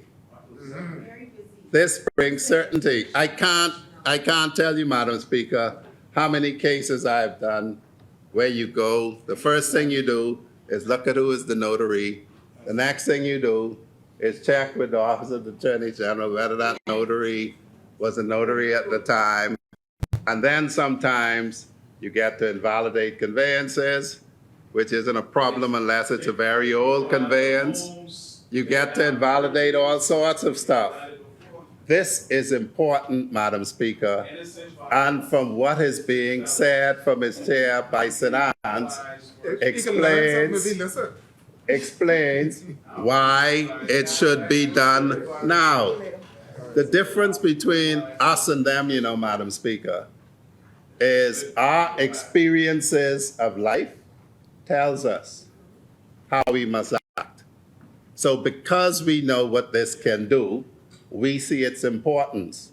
They don't know what it can do, so they don't see its importance. And that's the difference between us and them on this piece of legislation. It is important, Madam Speaker. It is important that the public knows. Point of order, Madam Speaker. Madam Speaker, The chair recognizes the Honorable member Martha who down is seeking to mislead the public. What we said was crystal clear. Sorry, to borrow a term from your profession. We were pellucidly clear. That's not We one made the simple point that there were other pieces of legislation that were of greater importance to a wide range of persons. We never indicated that this is not an important piece of legislation. In fact, I said we're supporting it. So you wish to read from the same script. You always read from when we question your priorities. And that script is, okay, because we question or make suggestions, we don't think it's important. No. And it's not correct. No. It is not correct. No, but Madam Speaker, you know, and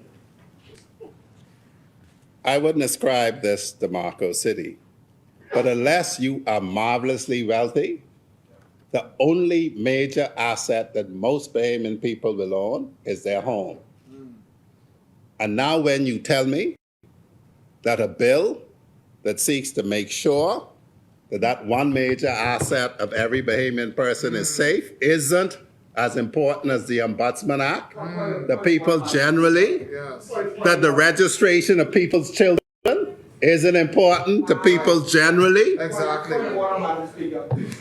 Madam Chair Speaker, recognizes Honorable Martha. again, the member is intentionally misleading the public because the member seeks to give the impression a particular mischief, something that we need to improve upon. Not every lawyer falls in that category. So all of these other documents that need to be signed, would you be quiet and listen? Madam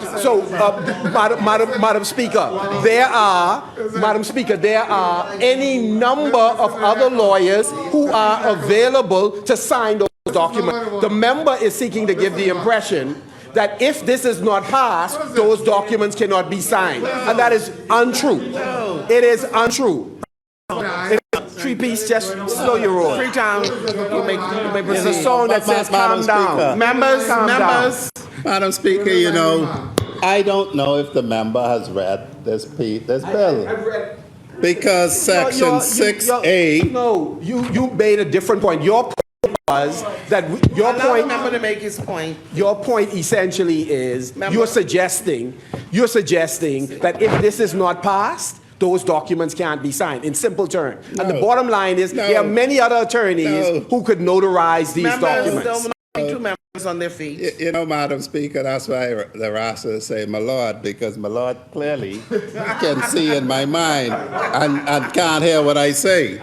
The mischief is not that somebody doesn't sign now. The mischief is that somebody signs now without these things being clear, and it might not be legitimately done. And the one thing that this does, firstly, is makes it quite clear the period for which you can sign. And then some would say the persons who could get the exemption. Well, when you get the exemption, if you read the bill, you have to give up your certificate, your notary public license. You have to send it to the Attorney General. So you won't have it. So you won't be able to show that you're a notary. So you can't fool the public. That's just as simple as this. That's the first part of this bill. The last part of this bill has to do with the waiver. The first part of the bill is making it quite clear about exactly when renewals take effect, which is a very important thing, because it could mean the difference between you owning your house, being able to show documentary title to your house, or not. That's all it is. That's the first part of it. That's 6A. 6B has to do with this waiver. Now, anybody who don't want the waiver could go pay their fee. It's a simple thing. You could go pay your fee. But the reality of it is that you have lawyers in the Office of the Attorney General who have been working there. You have a point of order? The honorable member for St. Anne's. Madam Speaker, Freetown is making the public believe that in all his years as a practicing attorney and notary public, once he submitted his fee after making his application for his license renewal, he didn't know what date that license was going to come back as valid.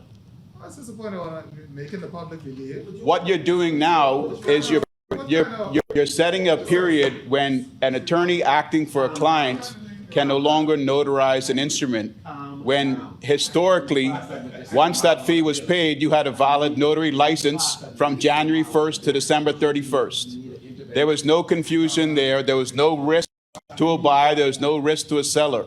Now what you're doing is adding another risk to the industry, and you're thinking that that's something to stand up and be proud about.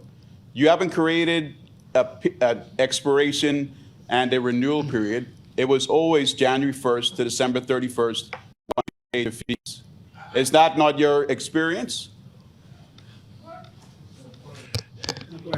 Madam Speaker, I don't really understand it as a point of order. I understand it as a question. Yes. And if St. Anne's is asking me, I will tell him what I have done in litigation, which is why this is important. What I've done in litigation is to say the Notary Public Act that we have now only has a commencement date when it's initially issued. So notwithstanding that on renewal, sometimes they send you a new certificate, that is just a renewal. And then there will be doubt over, does the thing take effect from the date that's on it, from the date that you send it in, or from the 1st of January.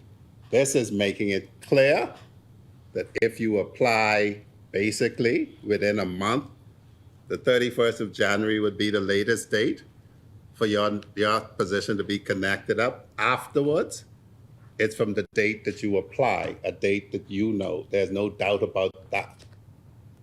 And that would be very clear. And so that's what the first part of this bill does. It changes the position with regard renewals to take away an argument from pedantic people like me, who when I am charged to do something, I actually read the documents, because that's the starting point of it.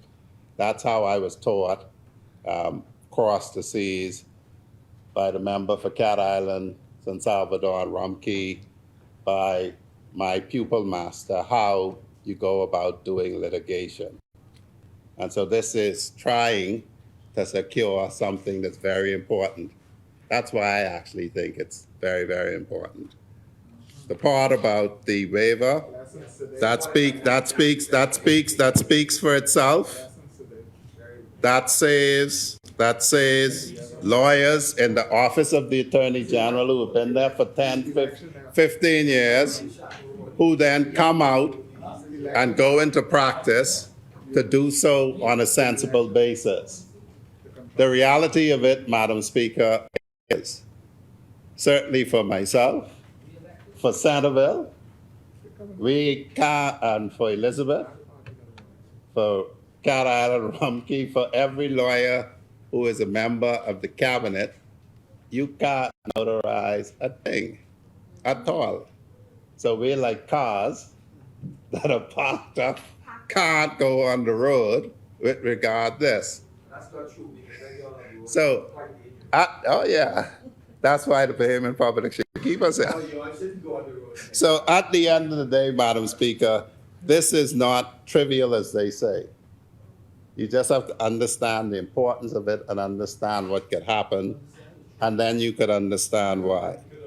And so, Madam Speaker, I would say very clearly that this is long overdue. They first proposed it. They didn't move a very simple bill like this. But you have to do it. We have done it. And as it said, we will get to these other pieces of legislation. In fact, we have others. The consultation on the new parole and reentry bill that's proposed is starting this week. So as we work here, we continue to work elsewhere. We can walk and chew gum. That's a skill that we possess. So while we do this, not only do we have what's on the agenda, we have other bills, Madam Speaker, that we are considering. And so Freetown is very clear about the approach, Madam Speaker. And the public needs to be very clear about it. And I would say, and I would just end with this because some of my supporters in Freetown have said this to me. I know that we now have a little running joke about Mr. Bread Basket and bread in the basket and that, Madam Speaker. But persons suggest this. It is distasteful to believe that you can dictate to people what they must eat. It's even more distasteful when it is more distasteful. It's more distasteful. It's more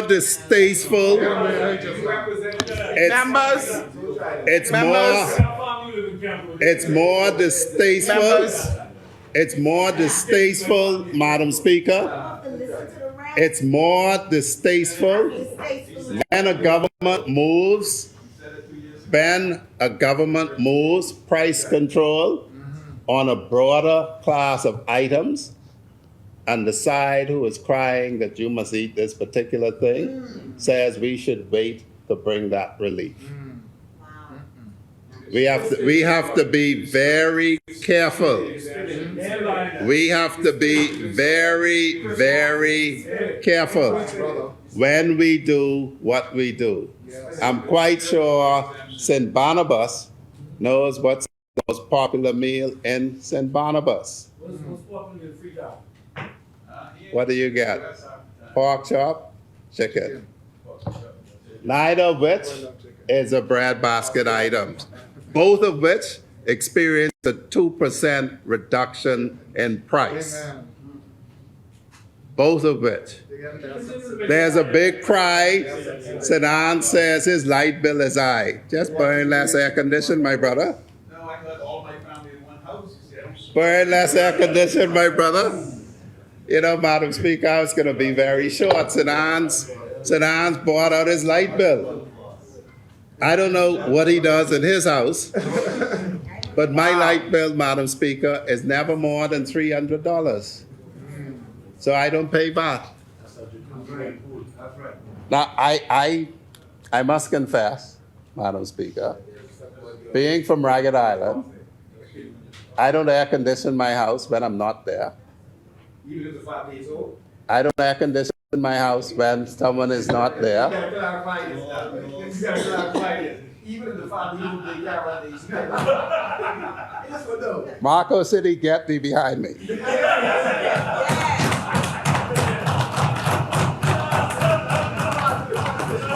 Get thee behind me, Marco City. Get thee behind me. Get thee behind me, Marco City. Madam Speaker, the reality of it is this. And in this year of Jubilee, we have to be grateful for where we've come from. We have to remember, though, where we've come from in order to be truly grateful. And we really, really, to use the words of St. Barnabas, we need to stop spending time on trifling things and start to have the profound debates, because there are things that are very serious that we can cross swords on. This bill, Madam Speaker, should have taken all, we should have been out there from this morning. But it is what it is, Madam Speaker. As the young people say, Madam Speaker, Freetown supports this bill. Thank you, Honorable Member. It has been moved and seconded that the following bill be read a second time and committed. A bill for an act to amend the Notaries Public Act. As many are in favor will remain seated. Those opposed will stand. Order that the bill be read a second time and committed. A bill for an act to amend the Notaries Public Act. For the second readings? Take the chair as we resolve into committee of the whole. Is there a seconder? Thank you, honorable members. It has been moved and seconded that the House do not resolve itself into the committee of the whole with the Deputy Speaker and the Chair. As many are in favor will remain seated. Those opposed will stand. The motion is carried. The House will now resolve itself into the committee of the whole with the Deputy Speaker and the Chair.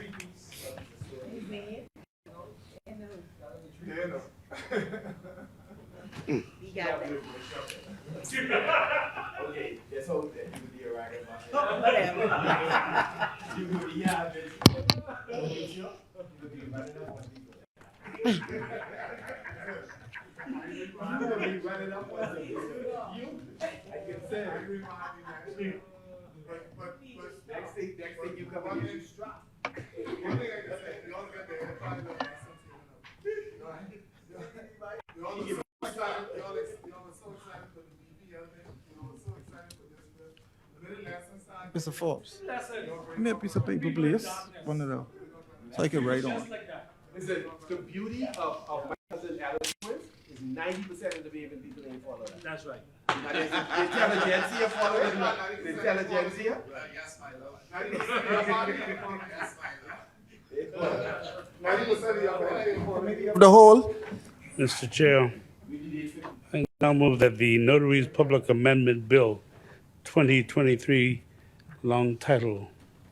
Is there a seconder? It has been moved and seconded that the long title of the bill be agreed. As many as are in favor will remain seated. Those opposed will stand. The motion is carried. The long title of the bill is agreed. So therefore, I now move that the short title of the bill be agreed. It has been moved and seconded that the short title of the bill be agreed. As many as are in favor will remain seated. Those opposed will stand. The motion is carried. The short title of the bill is agreed. Mr. Chair, I move that clauses 2 through 4 be agreed. It has been moved and seconded that clause 2 through 4 of the bill be agreed. As many as are in favor will remain seated. Those opposed will stand. The motion is carried. Clause 2 through 4 is agreed. So therefore, I now move that the bill in its entirety be agreed. It has been moved and seconded that the bill in its entirety be agreed. As many as are in favor will remain seated.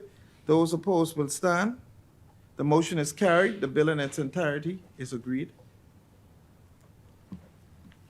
The chair, I now move that the speaker to take the chair. It has been moved and seconded that the speaker do now take the chair. As many as are in favor will remain seated. Those opposed will stand. The motion is carried. The speaker will now take the chair.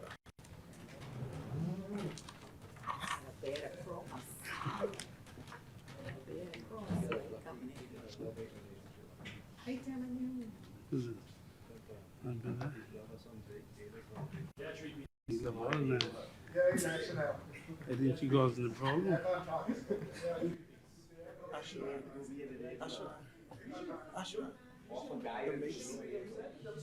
Speaker, I beg you to report that the committee has examined several bills, making no amendments thereto.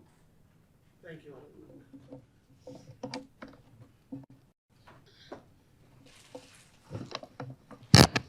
Don't worry, members. I soon start tossing some of them out. Then they'll learn respect. You know what the green carpet feel like. And you all go follow right behind. Honorable members, the Deputy Speaker and Chairman of the Committee of the Whole has reported, and the committee has examined the bill, having made no amendments thereto. Third reading and passing of bills.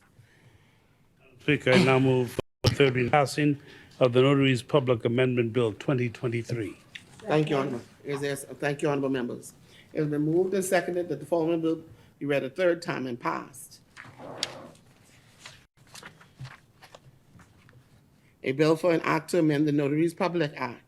As many are in favor will remain seated. Those opposed will stand. Order that the bill be read a third time and pass. A bill for an act to amend the Notary's Public Act.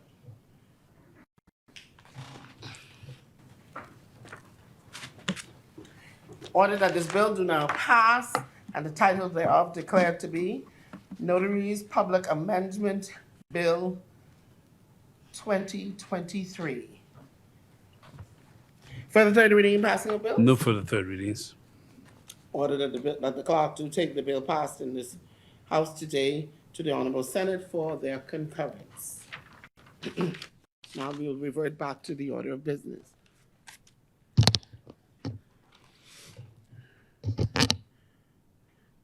Consideration of Senate's amendments, resolutions, member statements, appointment of select committees, instruction to select committees, discharge of select committees, notices for future meetings. All notices the name of the government. Madam Speaker, we wish to give notice of questions, have those questions be placed on the record. Thank you, Honorable Member. Can I have the podium, please? Adjournment? No, podium. Wait, podium. Oh. It's taking long. I thought we could have gone. Ashra, may I have a little bit of water, please? Just a minute.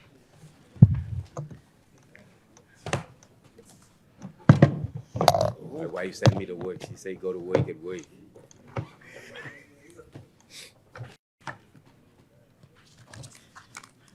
Madam Speaker,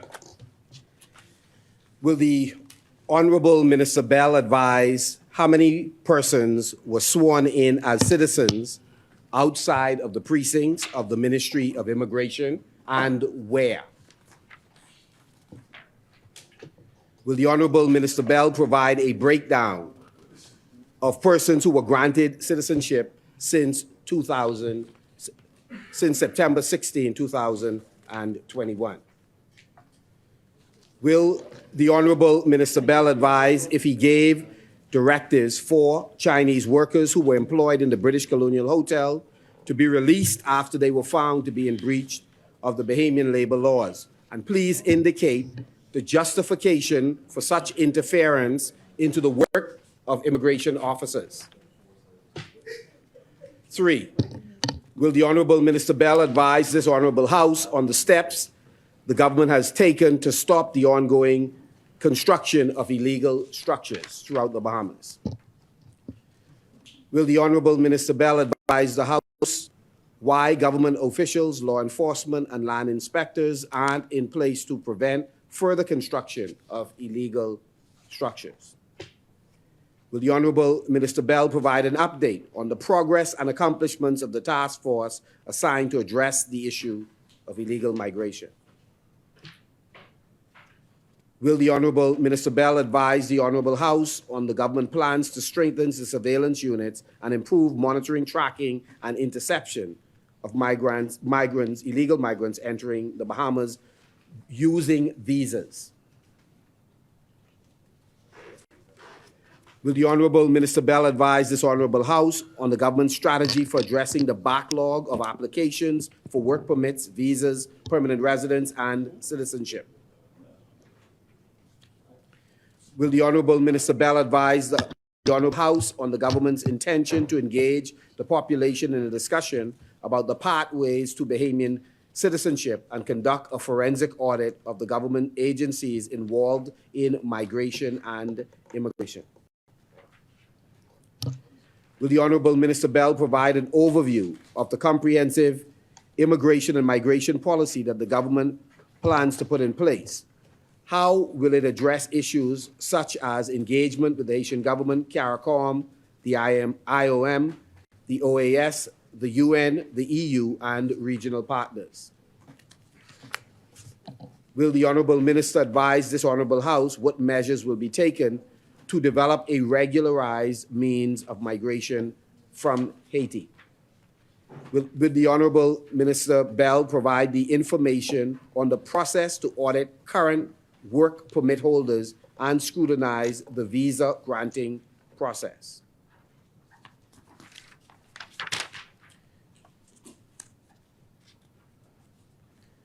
Will the Honorable Minister Bell provide the number of applicants for citizenship that have been approved since the Privy Council's ruling, how many of which were persons from the Caribbean region?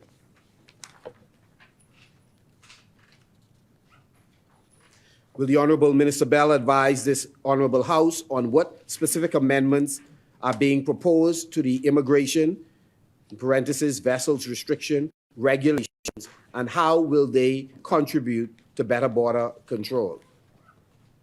Will the Honorable Minister Sayers provide the Honorable House with the breakdown of BPL's $150 million in arrears? Will the Honorable Minister Sayers advise this House on the cause of the fire in the North Andros power plant?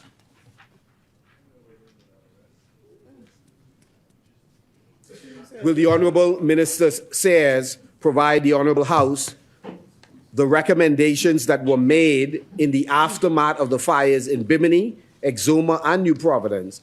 Were these recommendations applied in Andros or elsewhere?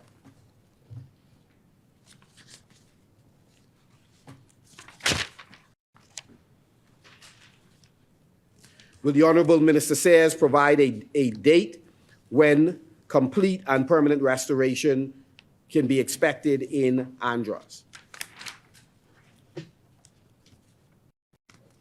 Will the Honorable Minister Sayers provide this Honorable House a detailed explanation of the $110 million loan provided to BPL, including the terms of the loan, the interest charged, and its contribution to the fuel surcharge experienced by BPL customers? Will the Honorable Minister Sayers acknowledge that the loan provided to BPL must be accounted for within the approved budgetary appropriations authorized by Parliament as required by the Public Debt Management Act and the Constitution? How does the government plan to rectify the situation and ensure proper accounting for the loan? Will the Honorable Prime Minister Davis advise why he failed to mention the new construction of unregulated homes on public and private lands in his national address? Will the Honorable Prime Minister Davis advise this Honorable House on how this government intends to deal with the irregular construction on Crown land in Central Abaco.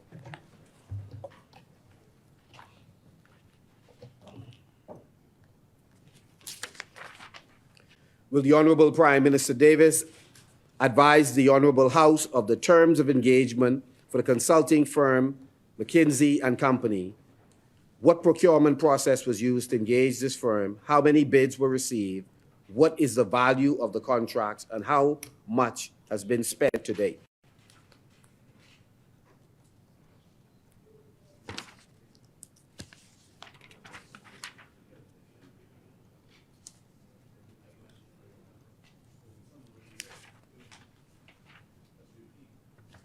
Yeah, so I'm moving those that are already on the agenda. Yes, thank you. The independents, I rebuke that in Jesus' name. The Independent Secretariat indicated that approximately $2+ million was spent on the renovations to Clifford Park in preparation for the 50th anniversary celebrations. Will the Honorable Minister of Finance and/or the Chairman of the Secretariat, Miller Bryce, provide to this Honorable House the listing of expenditures included? Who were the contractors engaged and the cost of each? Was this process placed to tender, and what was the scope of works? Can the Honorable Minister Cooper provide a target opening date for the British Colonial Hotel? Will the Honorable Minister Munro advise this Honorable House on its methods of addressing maritime border security and safeguarding the sovereign integrity of our borders? Will the Honorable Minister Glover Roll advise this Honorable House on the number of retired public officers who have returned to work, and are these public officers receiving full pension and pay?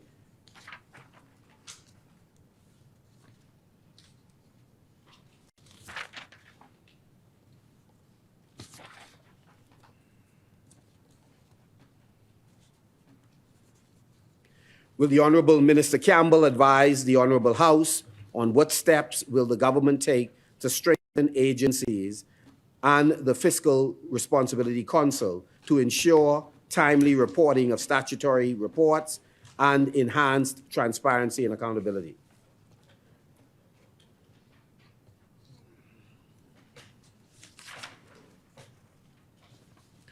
Will the Honorable Minister Colby Davis provide an explanation as to why there was no public announcement or press release regarding the award contracts worth $3.35 million to Digisoft for software development in the Port Department and $3.57 million annually to Adolpha Maritime Group for the maintenance and upkeep of the navigational aid?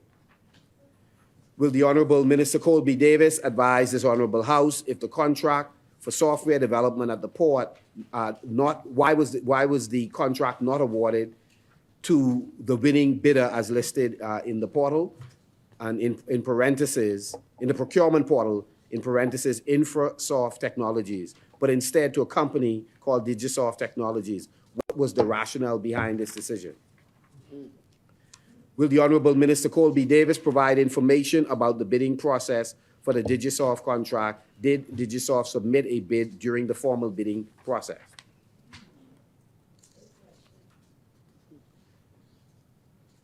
Similar.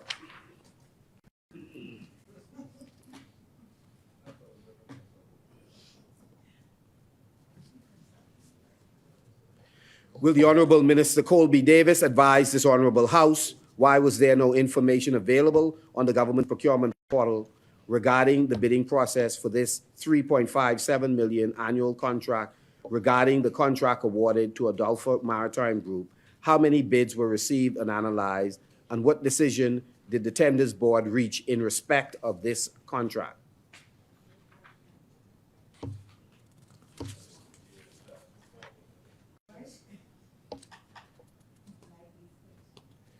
Will the Honorable Minister Colby Davis advise this Honorable House on why her ministry failed to publish the summary details of these awarded contracts as required by the Public Procurement Act? what is the government's justification for not complying with this obligation?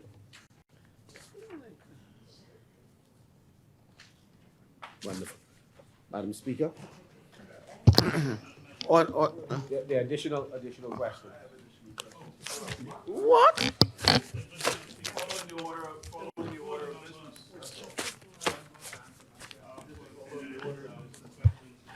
To assist the member for Marco City, the question put to the member for Seabreeze is not acceptable by rule. Could only be put to the minister. Thank you.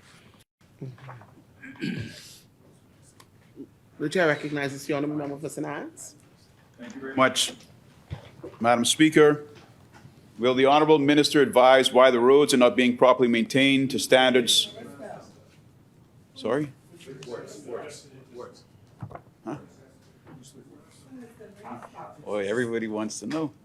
Will the honourable minister of Works advise why the roads are not being properly maintained to standards that are safe for vehicular road users? Which road? You don't want to. You don't want me to tell you which road, brother. Which road? Lopez Quarters or to the Key? I'm asking for my constituents. Speak during member statements. Madam Speaker, it's always a pleasure to be in your company. Will the Honourable Minister of Works advise on the number of contractors that are engaged to patch potholes, including unpaved, utility-lifted sections of our roads? Are the engaged contractors following best practices and using the proper materials to complete road repairs? Or is that a reason some of the road repair patchwork breaks down after a short period of time?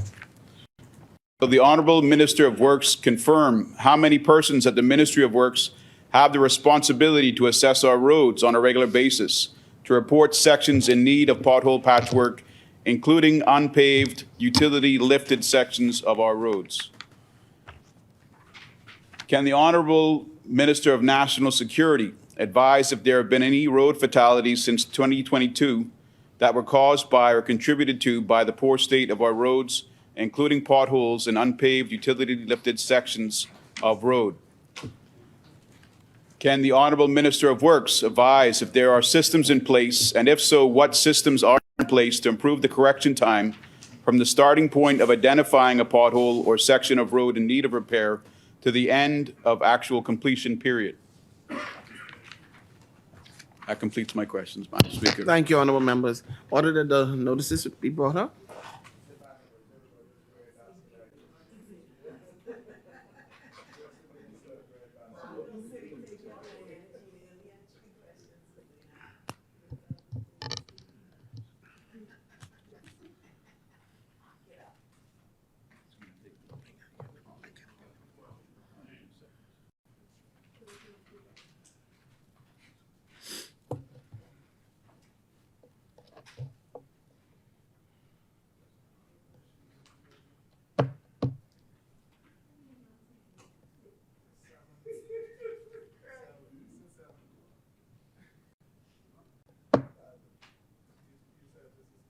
You only signed these here? What is it?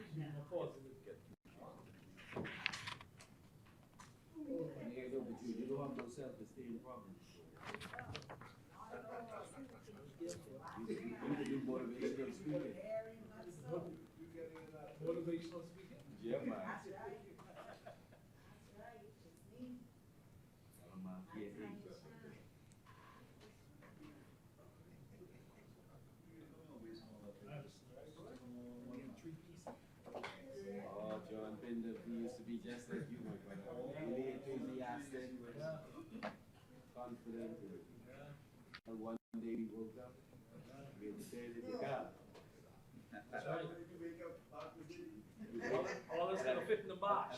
All I know is fit in Honda. Yeah, we get a fit in March. But he's a what? You know, a little small light. Yeah, we can fit in. We can fit in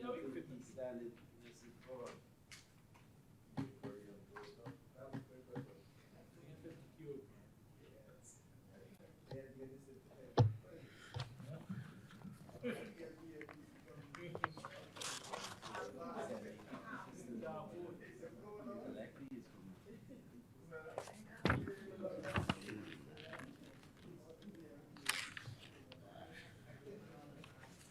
Yes, driving for the news driving. Who's gonna drive? I know who shouldn't drive.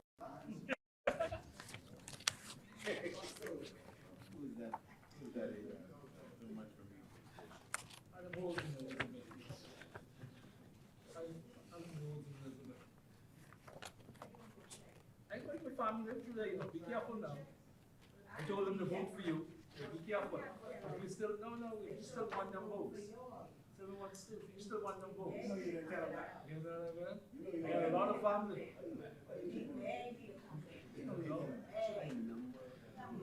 I got all kinds of family around there. Be careful. Why you say that? Come on, I know you mean. Yeah. Are your friends in Pine where they tell them vote for ruler? And your friends in Marathon, I mean, Yamacrow. I tell him he's a good man. Yeah, you know where my family is. You know where my family is. So what? You know my family. What you mean? Okay. Your family in the Luke. I tell them vote for Clay. I tell them vote for Clay. I've been wrong in this before you, man. Yeah, all your generals is my boys. We know the same pot. We do a lot of bad things together. Hey. Some more people like to tell them about this guy, we know him a long time. All of this stuff. Yeah, they have to tell you. No, you have to help me. No, I'm not nervous. I've been around there before you.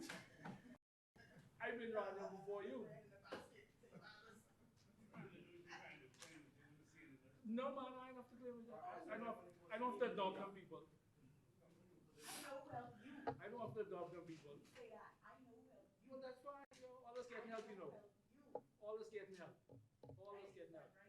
Yeah, that's fine. I know who help you do. And I leave that right there.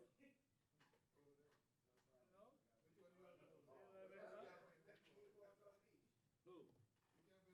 South Beach? South Beach is my friend. He's my friend.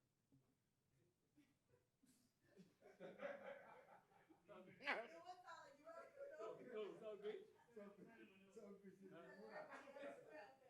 Don't get between me and South Beach now.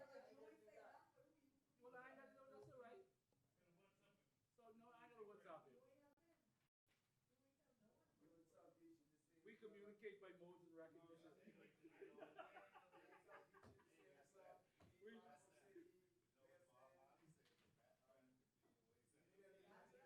Modes and recognition,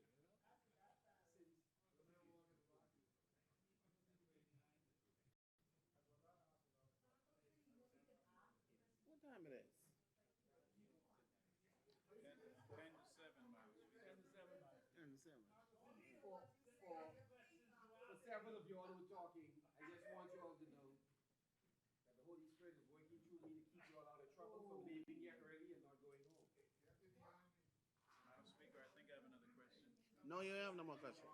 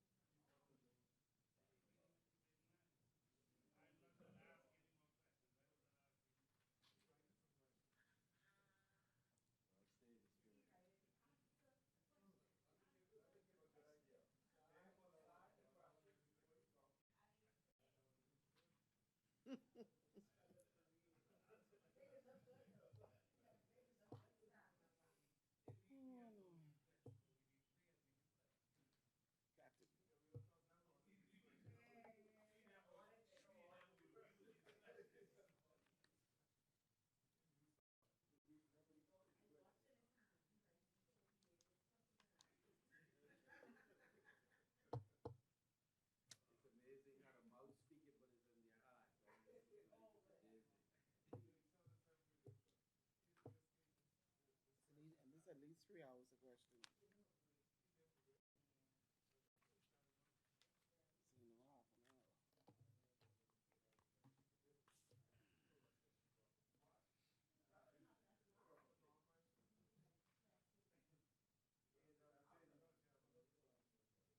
Madam Speaker, I just, while I'm on my seat,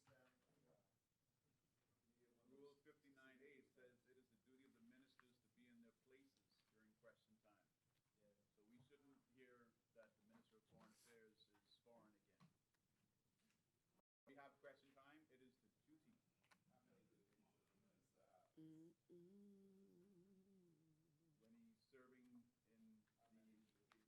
When he's serving in the legislature, he's got one duty on Wednesday, the second Wednesday of every month, and that's be in his place. To be in his place. You're contentious. Yes. You write the Attorney General's office and ask them, are you sure this license was issued on this date? Let me see the application. You're contentious. Any person can bring an action before the court. And I was polite, I say in person. Just know where your hands are. Just know where your hands are. Don't worry about other people's hands. Look here, been in the house all day licking his finger.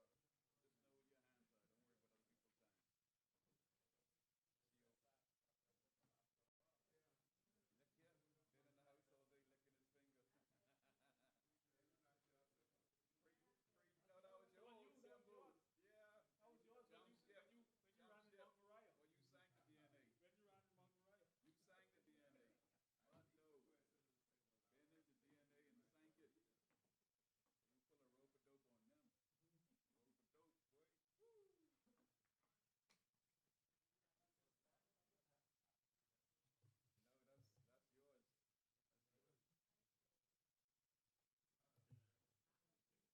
No, that's yours. Lord have mercy. All right, Madam Speaker, ring the bell, eh? Order that the notices still on the table.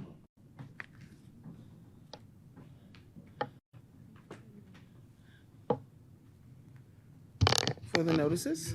Renewal notices in the name of the opposition, Madam Speaker. And I wish happy birthday to Pastor Franklin Bethel.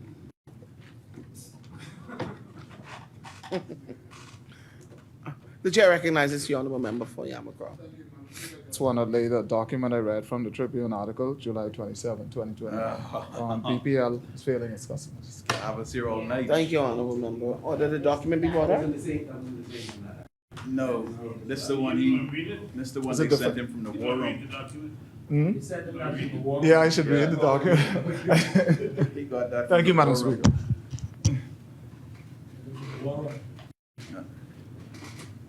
Battalion 6. Battalion Order the 666. document due on the table.